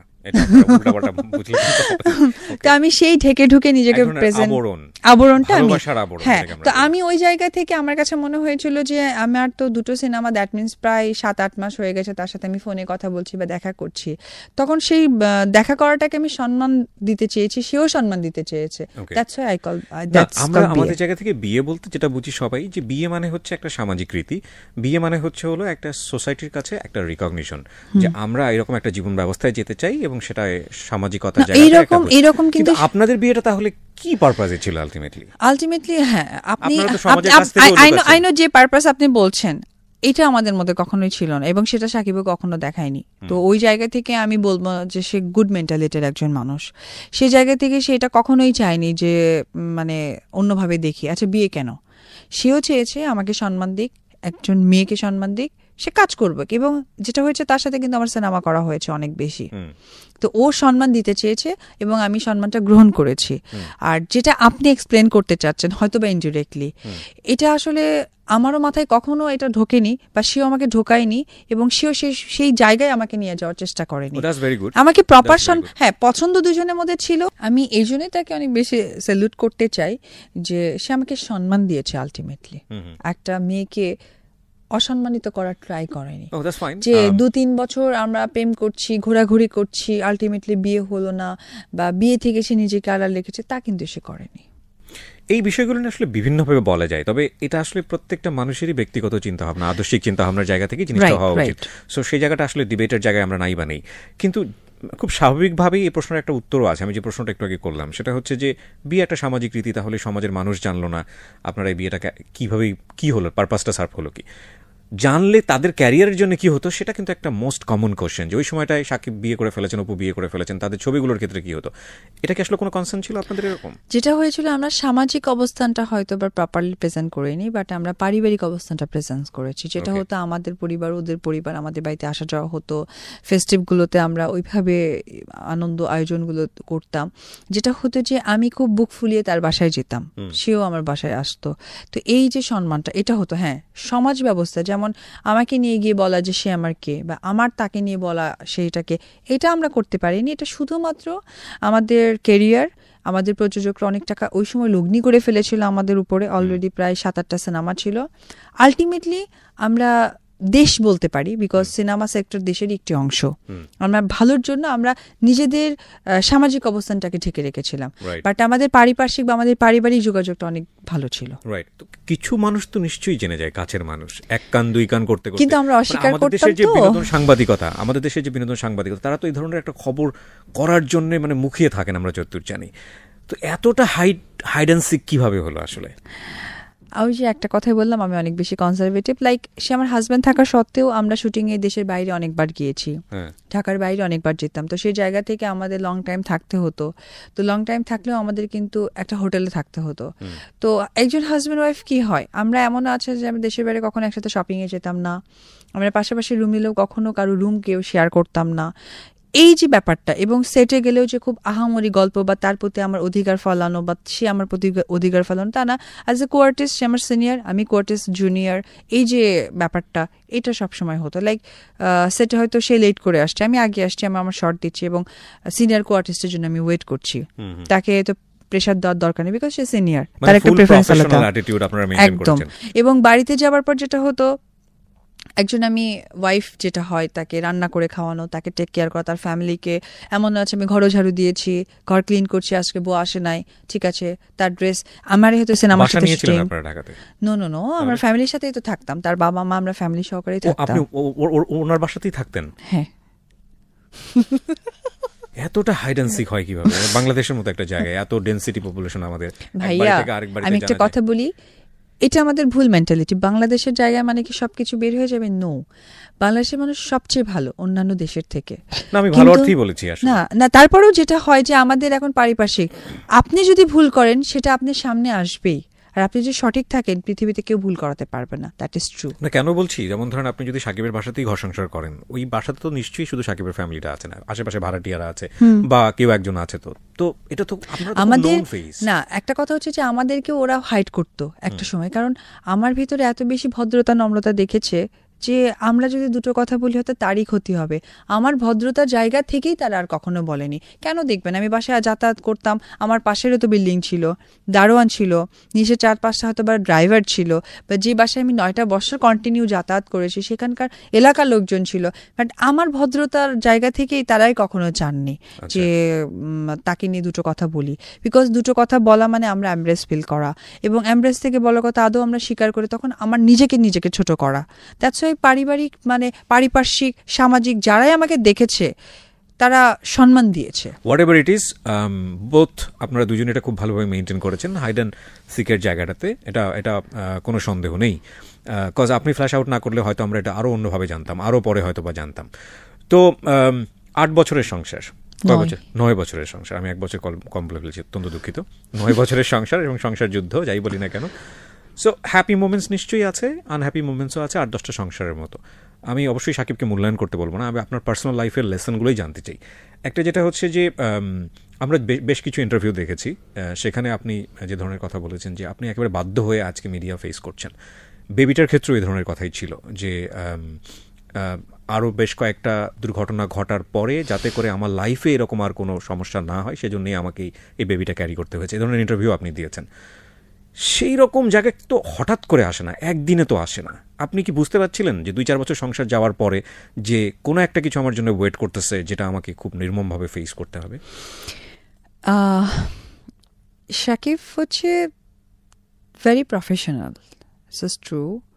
সেটা হচ্ছে যে সিনেমাটাকে অনেক বেশি ভালোবাসে, ক্যারিয়ারকে। কারণ আমি যতটুকু কাছে থেকে জেনেছিলাম তার ক্যারিয়ারটা অনেক বেশি সুন্দর ছিল না, মানে তার জীবনে অনেক দুঃখ কষ্ট নিয়েই সিনেমার ক্যারিয়ার গড়তে হয়েছে। একজন শাকিব খান একটা সেটে বসে আছে, তাকে একটা ড্যানিশ জুসও কিনে দেওয়া হয়নি, তাকে দূরে দাঁড় করিয়ে রেখেছে। তো এই ধরনের ট্র্যাজেডি তার ভিতরে ছিল, এবং সেইখান থেকে তার কাছে মনে হয়েছে যে আমি একজন টপ অফ দ্য ওয়ান হয়েই দেখাবো। তো তাকে একটা বিস্কিট কিনে দেওয়া, একটা বিস্কিটের দাম কত, 10 থেকে 15 টাকা, সেটাও তাকে কখনো অফার করা হয়নি। তো সেই জায়গা থেকে সে তার ক্যারিয়ারটাকে এত বেশি সুন্দর করে গুছিয়েছে বা প্রাণবন্ত করার ট্রাই করেছে, আজকে সে সাকসেস।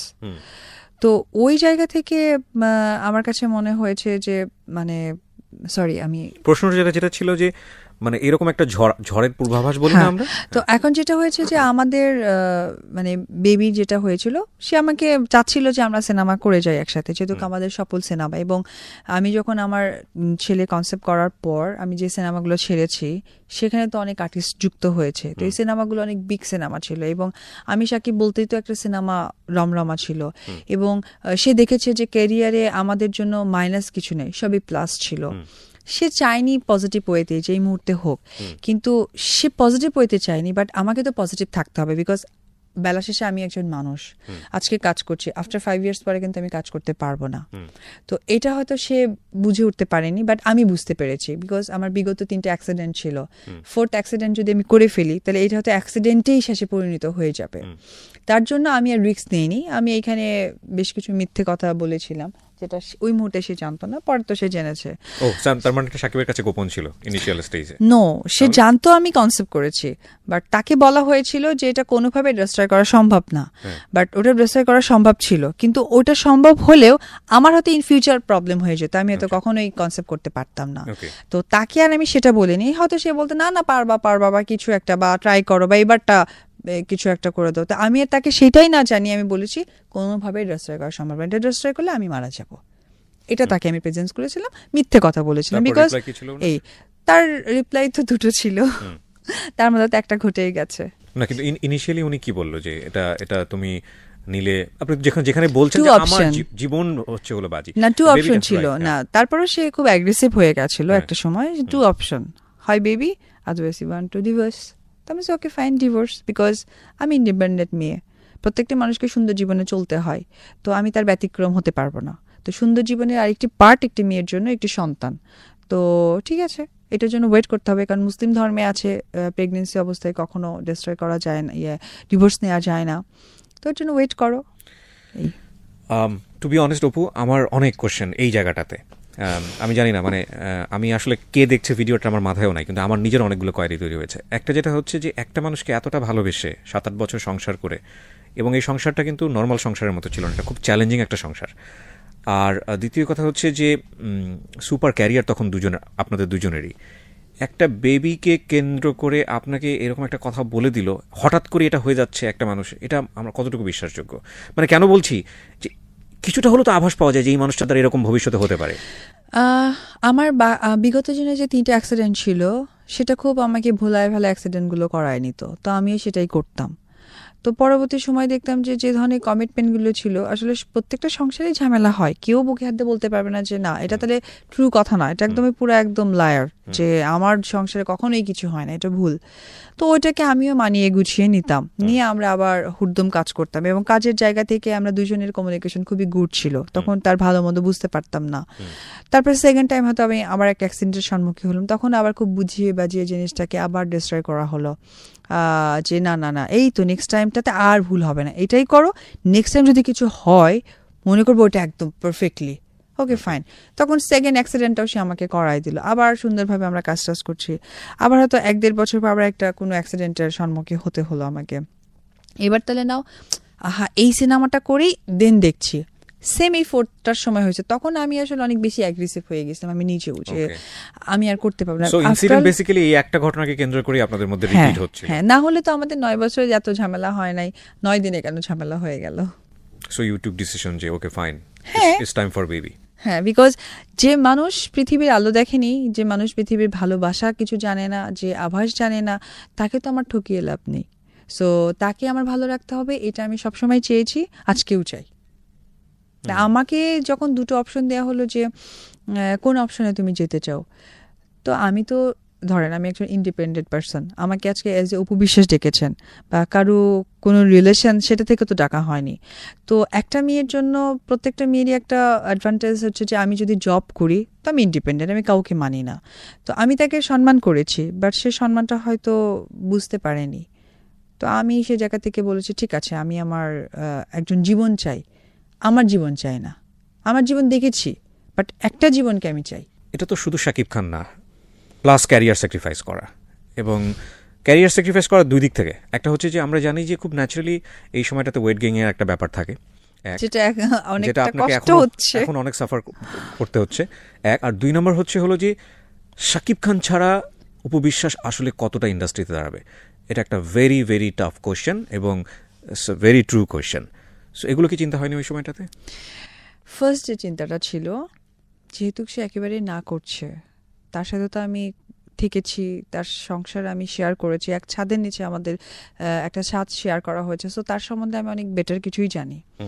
আমার যেটা অনেক বেশি মাথায় ঢুকতো যে বাচ্চাটাকে নিয়ে সম্মানের জায়গায় থাকবো কি না, ফার্স্ট এটা আমার মাথায় কাজ করতো অনেক বেশি। হ্যাঁ, কেরিয়ার নিয়ে খুব একটা এই জন্য চিন্তা করি, বেলা শেষে কিন্তু প্রত্যেকটা মানুষেরই একটা ব্যক্তি জীবন আছে। আজকে আমরা যে কাজ করি যে দর্শকদের জন্য, তাদের কি ব্যক্তি জীবন নাই? যখন তারা ফ্রি সময় পায় তখন বিনোদন জগতে এসে সিনেমা দেখে, বাট বাকিটা কিন্তু তাদের ব্যক্তিগত জীবন। তা আমিও তার ব্যতিক্রম নই, আমারও ব্যক্তি জীবন আছে, আমারও সুখ আহ্লাদ আছে। তো ওইটা আমি চিন্তা করিনি, কারণ ওই সময় আমি অলরেডি 96-7 মুভি আমি করে ফেলেছি জয়ের সময়। তো এটা আমার জন্য অনেক বড় অ্যাচিভমেন্ট। তো এখানে তো আমার কোনো অপশন থাকে না। প্রত্যেকটা মানুষই তার প্রফেশনে যদি এত লং টাইম কাজ করে ফেলে তখন রিটায়ারমেন্টে যায়, এটা আমরা সবাই জানি। তো আমার কথা হচ্ছে আমি রিটায়ারমেন্ট বলবো না, বাট আমার অ্যাচিভমেন্টটা শেষ, বাকিটা কিন্তু এখন আমার ব্যক্তি জীবন। তো ওই জায়গা থেকে আমি অনেক বেশি প্রেফারেন্সে ছিলাম। If it is zero you don't have any problem, like career যদি জিরো হয়ে যায় আমার I don't care. I have no problem. In fact আমি যে 2-2.5 বছর ছিলাম না, অনেকেই বলেছে অপু কই গেছে কি গেছে, এবং আমি যখন ব্যাক করেছি আমি মোটা হয়ে গেছি, এখন আমাকে অনেকে নিয়ে ট্রল করে। I have no mind, because of মোটা আমি ইচ্ছে করে হইনি। আমার মোটা হওয়ার বিশেষ কারণ আছে। হ্যাঁ, এখন বলতে পারে অনেক দর্শক যে হ্যাঁ তুমি কেন শুকাচ্ছ না, অনেক মেয়ে তো বেবির পর শুকায় গেছে। বিকজ অফ হচ্ছে না, ইজি থেকে বড় কথা আমার ফিজিক্স ফিটনেসের ব্যাপারটা বুঝতে হবে যে সবার একরকম হরমোন বা একরকম ফিজিক্যাল ফিটনেস থাকে না। তো আমি ওই জায়গা থেকে সাফারার, এই তো আমার কোনো যায় আসে না। অনেকে ট্রল করে, আই হ্যাভ নো প্রবলেম। কিছুদিন আগে আমার একটা ভিডিও বের হয়েছিল একটা প্রোগ্রামের, যদিও এটা অনেক আগের, জয়ের জাস্ট পরপরের ভিডিও, বাট ভেরি সুন আবার বের হয়েছে, তো অনেক ভেবেছে নতুন। ওটা অনেকেই নানান কথা বলছে। সত্যি কথা বলতে গেলে কি ভাই, এখন আমার ওই সৌন্দর্য প্রেজেন্স করে মানুষের ওই চোখ দেখার আমার কোনো টাইম নাই। আমার ওই চোখ দেখার টাইম যেখানে চোখটা সম্মান থাকবে, বিকজ আই এম মাদার। আমাকে প্রেজেন্স করতে হবে, আমার একটি সন্তান আছে। আমার ছেলে যখন কোথাও গিয়ে দাঁড়াবে, সবার যেন স্যালুটের সাথে আমাকে কথা বলে যে না, অ্যাজ অপু বিশ্বাস একজন ভালো মাও বটে। এখন আমার ওই ইয়াং জেনারেশনের চোখ দরকার, wow sexy look figure, no. হ্যাঁ, অপু বিশ্বাস কাজ করছে, ভালো কাজ করেছে, দ্যাট ইজ আমার হচ্ছে কি এখন আপনি আপনার জায়গায় ক্রিস্টাল ক্লিয়ার, আপনি আপনার নিজের কাছে ক্লিয়ার, এটাই সবচেয়ে ইম্পর্টেন্ট একটা ক্যারিয়ারের ক্ষেত্রে। বিকজ দোনো মনো থাকলে কিন্তু এগুলো যায় ওগুলো যায়। সো আপনি যেটা সিদ্ধান্ত নিয়েছেন জেনে বুঝে খুব ভালোভাবে সিদ্ধান্ত নিয়েছেন, বাট এটা খুব টাফ একটা ডিসিশন ছিল।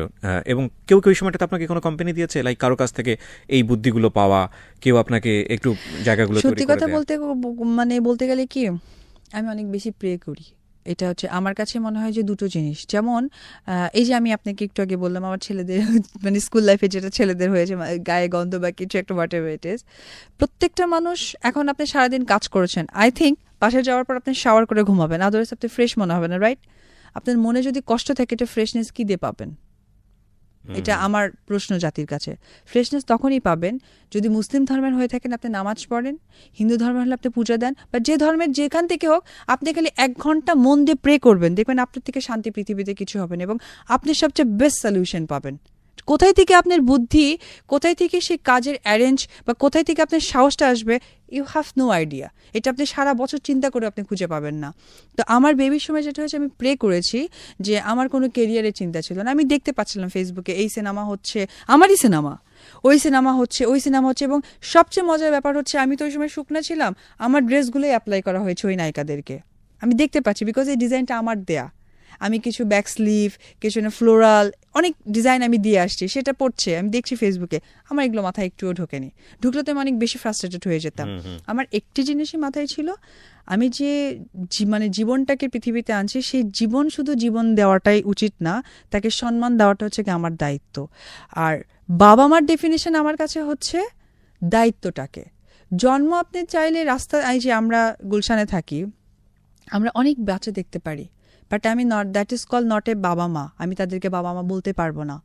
বাবা মা তারাই হয় যারা দায়িত্ব পালন করে, তারা হচ্ছে রিয়েল বাবা মা। তো ওই জায়গা থেকে এইটা টেনশন আমার মাথায় ছিল।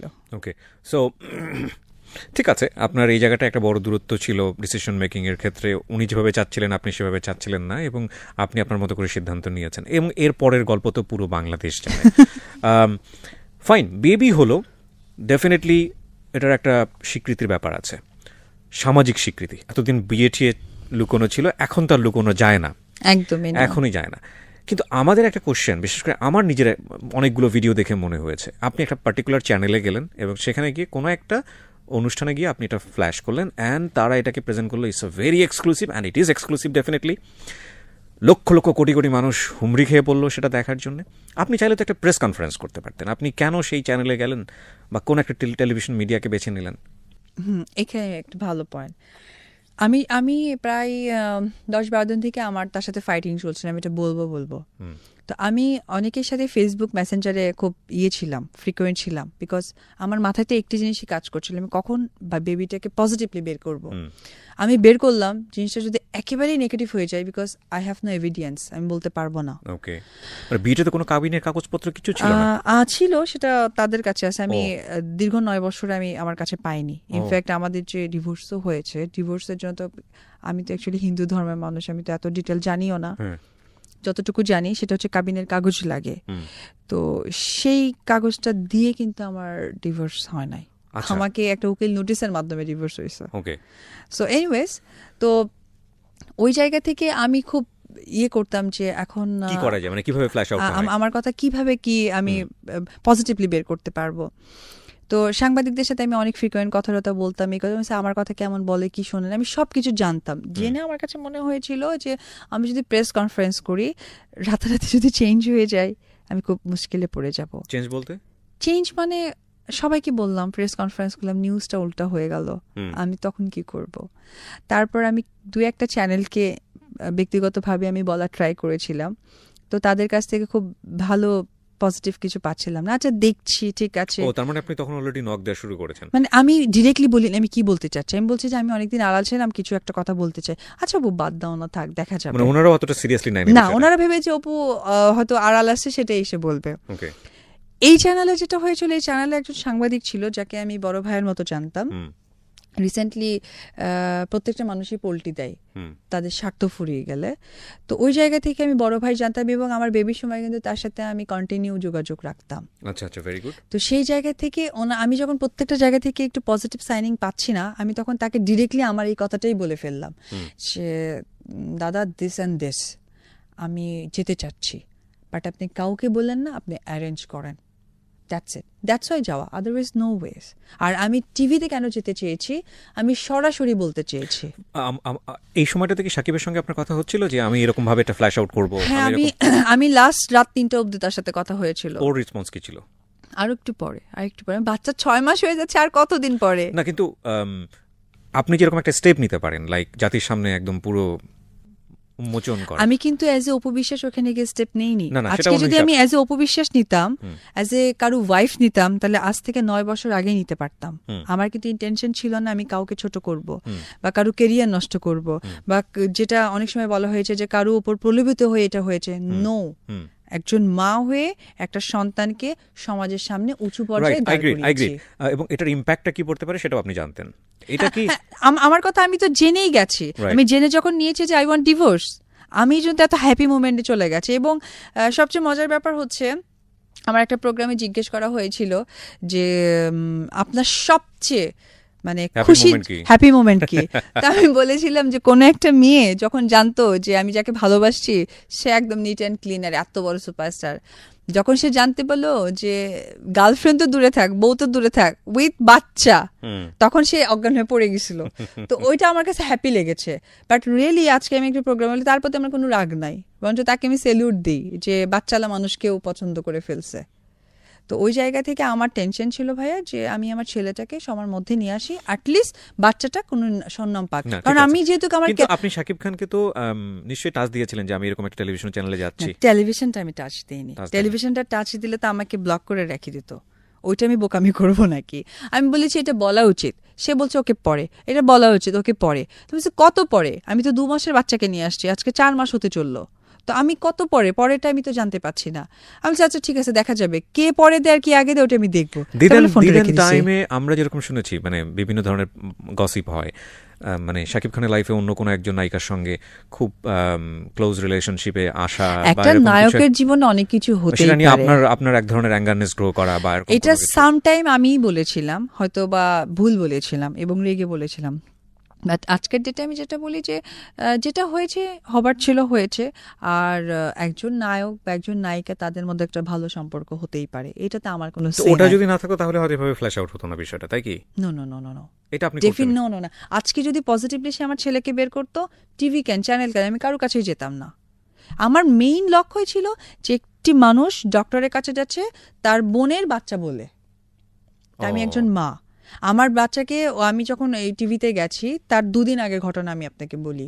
তার 2 দিন আগে তাকে ভ্যাকসিন দেওয়া হয়েছে। ভ্যাকসিনের সাথে সাথে একটি বাচ্চা কি চিৎকার দিয়ে কান্না করে, এটা যাদের বাচ্চা আছে তারা বুঝতে পারছে। তো ওই সময় খুবই দরকার একটা মার ফিডিং, আদারওয়াইজ বাচ্চা মানে ও কাঁদতে কাঁদতে মনে হচ্ছে পুরো নীল হয়ে গেছে, ফর্সা বাচ্চা। তো তখন আমি তাকে ফোন করে বললাম যে এ কি, আর তার বোনের বাচ্চা আর আমার এই বাচ্চা 3 মাসের ছোট বড়। তার বোন তার বাচ্চাকে একসাথে আমরা ভ্যাকসিনে গেছি, তার বোন তার বাচ্চাকে ফিডিং করাচ্ছে ফিডিং রুমে গিয়ে, বাট আমি গাড়িতে বসে আছি, বোরখা নাক মুখ ঢেকে বসে আছে, আমার বাচ্চার কাছে যেতে পারছি না। ওইটা আমার ইগোতে লাগছে, সেটা সত্যি কথা। আর ইগো লাগছে, একজন অপবিশ্বাসের ইগো লাগেনি। আমি তো এরকম অনেক সাফারার হয়েছি, আমার ওগুলো গায়ে লাগেনি, বাট আমার গায়ে লাগছে আমি একজন মা মানে ওই সন্তানটা আমার উপর দায়িত্বশীল, আমার দায়িত্ব তাকে সেভ করা। আমি তাকে সেভ না করে আমি মাটিতে ফেলে দিচ্ছি, তা আমার তো দায়িত্ব রেসপন্সিবল কিছুই থাকছে না।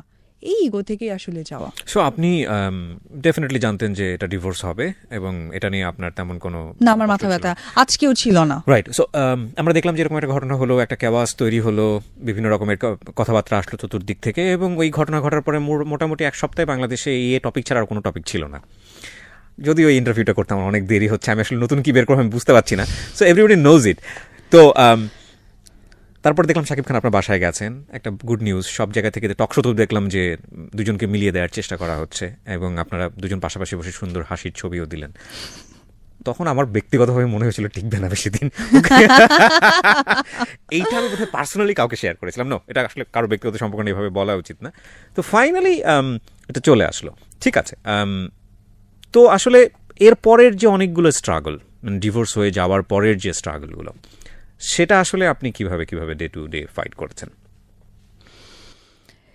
আসলে স্ট্রাগল তো বলে কয়ে আসে না, সময়ের সাথে সাথে নিজেকে অ্যাডজাস্ট করে নিয়েছি।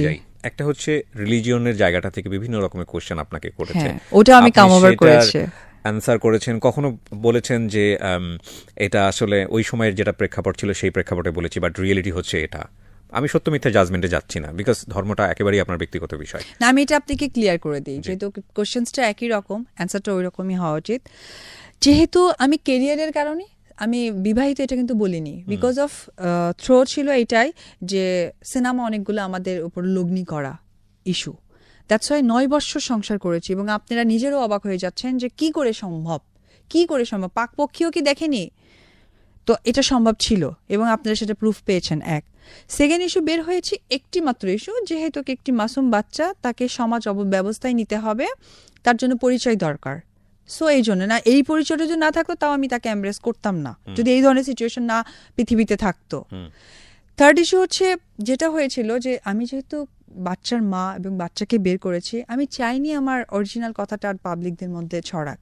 যদি আমাদের মধ্যে সবকিছু আবার মিক্স ম্যাক্স হয়ে যায় তাহলে আমি ওইভাবেই চলবে। এবং তখন হয়তো বা আমার মনের অভিব্যক্তি ছিল যে আমি ওকে বলবো যে এখনো যেহেতু হয়নি, তুমি কাগজে কলমে বা তোমাদের ওয়েতে কি হয় সেটা আমাকে করিয়ে নাও।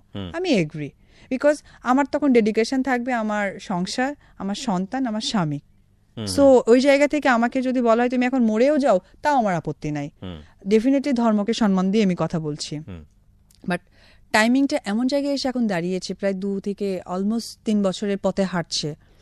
আলটিমেটলি আপনি দেখেন মানুষের বয়স কমে না, বাড়ে না, বা একটা জায়গায় তো থাকে। তো ওই জায়গা থেকে আমার কাছে মনে হয়েছে যে আমাকে তো বেলা শেষে মরতে হবে, যদি কোনো কারণে আমি মারা যাই। এখন পেপার পত্রিকা অনেক জায়গায় দেখছি, হ্যাঁ, তো মারা যাবার পর আপনি কোন ওয়েতে যাবেন? কারণ আমি একজন নোন ফেস, আপনি চাইলেই রাতে নিয়ে গিয়ে আমাকে কিছু করতে পারবেন না। আমার কিছু হলে কিন্তু পাবলিক প্লেসে আসতেই হবে। তো ওই জায়গা থেকে তো আমি তো ডিক্লারেশন দিতেই হবে। এখন আমার কথা হচ্ছে যে সেটা কিন্তু সেও জানে, আমি যে বলেছি সে আমাকে প্রতিবাদ করলো তা কিন্তু না, সেও জানে যে আমি কি ধর্মের ছিলাম। ধর্মকে সম্মান আমরা সবাই দিতাম। সেই জায়গা থেকে আমার কাছে মনে হচ্ছে যেহেতু সে আমার হাজব্যান্ড, যেহেতু এই ফ্যামিলিতে আমি শেয়ার করছি, তো এই ফ্যামিলির সম্মানটাও আমার সম্মানের। আমি নামাজ পড়েছি, আমি রোজা করেছি, বাট আমি কখনো ওই প্রপার, আমাকে অনেকবার বলেছিল হজে যাওয়ার জন্য, কারণ সাকিব একবার হজ করে এসেছিল। আমি বলছি আমি প্রপার না হওয়া পর্যন্ত যাব না, কারণ ধর্ম নিয়ে খেলতে পারবো না, ধর্মকে সম্মান দেখাতে পারবো। আমি কিন্তু যাইনি, আপনারা সবাই হয়তো ছবি দেখেছেন। তারপর ওমরা করে আসছে, আমাকে ওমরা করতে বলেছিল। আমি বলছি না, আমাকে খাতা কলমে যা প্রপার আছে সেটা প্রপারলি করো, okay I have to go, otherwise না। ওকে, ডিভোর্স হয়ে যাওয়ার পরে আপনার যে প্রতিনিয়ত যে নিজেকে আলটিমেটলি যখন আমার কাছে মনে হলো যে এখন আমার বলা উচিত, আর নো ওয়ে, বিকজ আমি আর কোনো অপশন নিজেকে রাখতে চাই না, তো তখনই আমি আমার অরিজিনাল ধর্মটা আমি দর্শক মানে সবার কাছে আমি জানিয়ে দিলাম যে আমি কিন্তু বেসিকই হিন্দু, আমি মারা গেলে আমাকে চিতা নিতে হবে। চিতায় নিতে হবে। খবরও পড়েছিলাম আমরা, আরেকটা খবর এরকম পড়েছিলাম যে মন্দিরে মন্দিরে গিয়ে ছেলে খুঁজছে। আমি ঠিক জানি না এগুলোর অথেন্টিসিটি না না, এটা হচ্ছে দুর্গাপূজার সময় আমার একটা ইন্টারভিউ নিয়েছিল, বলতেছে দুর্গা মন্দিরে আপনাকে কি ভালো লাগতো, যেহেতু আমার ছেলে পছন্দ হতো না স্কুলে, তো আমার বান্ধবীরা সব একসাথে যেতাম, তো আমার কিছু মুসলিম বান্ধবী ছিল, তারা অনেক বেশি এনজয় করতো, আমাদের থেকে বেশি এনজয় করতো দুর্গাপূজা তারা। তো আমরা তো সবসময় রাত্রি 9টা-10টার দিকে পুজো দেখতে যেতাম বিকজ অফ লাইটিং। তো ওরা যেত, তা আমি আমার বান্ধবীদেরকে আমি বলতাম যে তোরা আসছিস কেন, আমি সে আরে ছেলে দেখতে আসি, ইটস জাস্ট ফান। আমাকে বলতো হ্যাঁ আমি তো জানি তোর তো আবার পছন্দ হবে না, দেখ তাও খুঁজে পাস কিনা, লাইক এইটা। আচ্ছা, আরেকটা শুনেছি এরকম যে ব্যাচেলরই হতে হবে সেই ছেলেকে, ব্যাচেলর মানে বিবাহিত হয়নি এরকম। ও না না, আসলে মানে বাসা থেকে খুব চাচ্ছিল এখন যে আমি একটা সেটেল লাইফে যাই, কারণ বাড়িতে সবাই চাই যে আমি ভালো থাকি, তাদের ধারণা আমি হয়তো একটু ফিল করছি কষ্ট বা কিছু একটা, নাকি একটু মানে খুব পাগলের মতো একটা কোশ্চেন হয়ে যায়, থাকে না যে বিয়ে শাদী করে ফেলেন এই সময় সাকিবের কি অনুভূতি হয় সেটা একটু দেখার জন্য। না না না, এটা আসলে টোটালি একটা মুখের রোচক কথা, বাট এটা আদৌ সত্য না, আমি এই কথাতে বিশ্বাসী না। তো ওই জায়গা থেকে আমি বাড়িতে বলছি দেখো আমি শুধু সে ফিরে আসে, নো আমি আর চাই না, কারণ সময়ের সাথে সাথে অনেক কিছু চেঞ্জ হয়ে যায়। একদিন আমি পাগলামি করেছি, আজকে আমি নিজেই ডিসিশন নিচ্ছি, তো এটা আসলে আমি নিচ্ছি না, একটা সময় আমাকে পথ বেছে দিচ্ছে। তো সময় এখন এমন এসে একটি জায়গায় দাঁড়িয়েছে, আমার মনে হয় না যে সেও আসতে চাইবে বা আমিও পজিটিভলি সেটা নিব। আপনি স্টিল তাকে লাভ করেন? দেখেন, তার প্রতি আমার অ্যাজ এ ফাদার কারু সেটাতে রেসপেক্ট আছে, বাট অ্যাজ এ হাজব্যান্ড বলতে পারেন, অ্যাজ এ ফ্রেন্ড বলতে পারেন, ভালোবাসার রেসপেক্ট কোনোটাই নেই। ওকে, সো আমরা একটা জায়গায় আশান্বিত হতে পারি, যারা মানে আমরা যে খবর পড়েছিলাম যে ছেলেকে অবিবাহিত হতে হবে, সেটা আসলে সঠিক নয়। যারা বিয়ে শাদী করেছেন এবং না না না, এটা আমি ক্লিয়ার করি, না আমি কোনো বিবাহিত ছেলের সাথে ডেফিনেটলি বিয়ে করতে চাই না, ডেফিনেটলি অবিবাহিত হতে হবে। প্রবলেমটা কোথায়? কারণ আমি কাউকে ইন্ডিকেট করে বলেছি বিবাহিত ছেলে, আমি যে সেকেন্ড ছেড়ে দিয়েছি, এখন তুমি সেকেন্ড হ্যান্ডে নাচো, তো আমি চাই না এই কথার সাথে যাই। তো আমার হইলে কখনো আনম্যারিড হবে, আদারওয়াইজ কখনো সেটা তো আপনার জায়গা থেকে ব্যালেন্স হলো না, মানে আপনিও তো বিবাহিত, you have a baby, beautiful baby মাশাআল্লাহ, এবং ছেলের জায়গা থেকেও তো সমান হইতে পারে, তার একটা বাচ্চা আছে। আমি আমি আমি আমার কথা হচ্ছে কি, আমি যাকে করবো সে হয়তো সেকেন্ড ম্যাচ, তার ওয়াইফ থাকতে পারে, তার বাচ্চা থাকতে পারে, সে তো আমার আপন হতে পারবে না। বাট হ্যাঁ, এটা সত্যি কথা, লাইফে তো আমাকেও বাঁচতে হবে। তো বাঁচতে হলে এখন তো অপশনটা অনেক বেশি ডিফিকাল্ট অ্যান্ড ট্রিপিক্যাল, তো এইটার তো অ্যান্সার নেই। আপনি যেটা আমাকে কোশ্চেন, এটা অ্যান্সার নেই, বাট হ্যাঁ সলিউশন এইটাই যে আমি কারো প্রতিফলন হতে পারি না, যে আমার ওয়াইফ ছিল, বাচ্চা ছিল, লাইফ থেকে সেটা খুব ডিস্ট্রয় হয়ে গেল কারো কারণে, তো আমি তো চাই না যে আমার কারণে কেউ হোক। ফাইন, বিষয়টা আপেক্ষিক, এটা নিয়ে অনেক ডিসকাশন করার আছে, আমরা সেদিকে যাব না। একটা কথা একদম মানে লাইটলি বলতে চাই, লাইফে ফিউচারে যেটা হবে এটা আসলে সময়ে অ্যানসার, এটা আমি প্রেডিক্ট করে কিছু বলা যায় না, এক্স্যাক্টলি করা যায় না। তবে যে জিনিসগুলো আপনাদের লাগবেই সেটা হচ্ছে প্রপার হাইজিন মাস্ট, এবং পারফিউম, ডিওড্রেন্ট, এগুলা খুব খুব সাবধান। আমি আমার পেজে 1.5 মিলিয়ন ফলোয়ার, এবং সেখানে একটা স্ট্যাটাস দিয়েছিলাম যে পারফিউম গুলো ভালো। কিসের? আপনি তো ব্র্যান্ডিং করে দিচ্ছেন, আপনার মুখ থেকে বের হওয়া মানে এটা তো আমার স্পন্সর হয় নাই। এবং এটা যে টুট শব্দ ইউজ করেছি, যেই ব্র্যান্ডের নাম বলেছি আমরা সেই ব্র্যান্ডকে এমনি আমরা অন এয়ার দিতে পারি না, কারণ এটা প্রচুর ভিউ হবে ভিডিওর, আমরা জানি, এবং আমরা দিলাম না। তো যারা স্পন্সর আছে তারা আমাদের সঙ্গে যোগাযোগ করেন, আমরা এখন এই শোর স্পন্সর করিনি।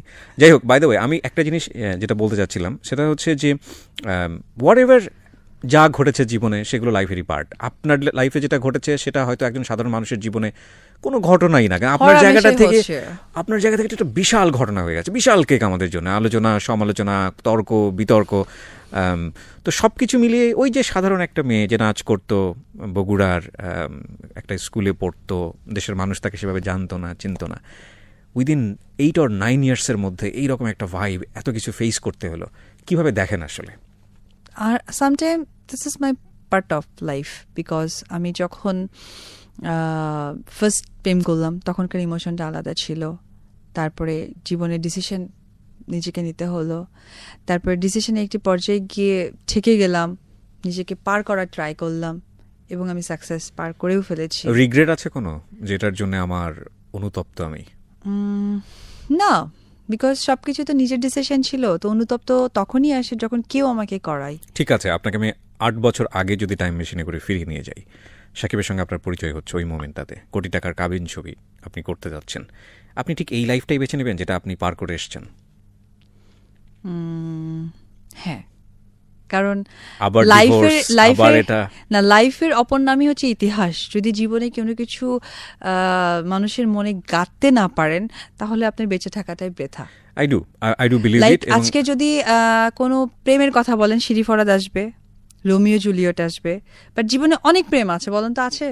বাট আজকে কিছু কিছু প্রেম আছে, ধরেন এমনও প্রেম আছে যে মরে গেছে, তো এটা স্মৃতি থেকে যায়। তো 8 বছর আগে গেলে আমি বলবো যে আমি সঠিক ডিসিশন, বিকজ লাইফের অপর নাম হচ্ছে ইতিহাস। যদি মানুষের মনে না গাঁথতে পারি, এক্সপিরিয়েন্স না থাকে, তাহলে ওটা লাইফ না, ওটা ডেফিনেটলি।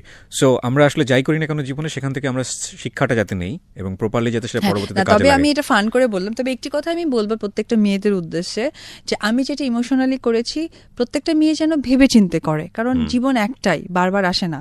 প্রত্যেকটা জীবনে যে ইতিহাস করতে হবে, নট দ্যাট সবাই হ্যাপি থাকুক, সুখী থাকুক, এটা আমার চাওয়া। থ্যাংক ইউ অপু, আমি অন্তর থেকে আপনাকে মানে দোয়া করি আপনার ফিউচার ক্যারিয়ার অনেক ভালো হোক। দোয়াটা একটু স্পেশাল, কারণ আপনি বগুড়ার, আমিও বগুড়ার। Best of luck. Thank you so much আমাদের রেডিও আম্বারে আসার জন্য।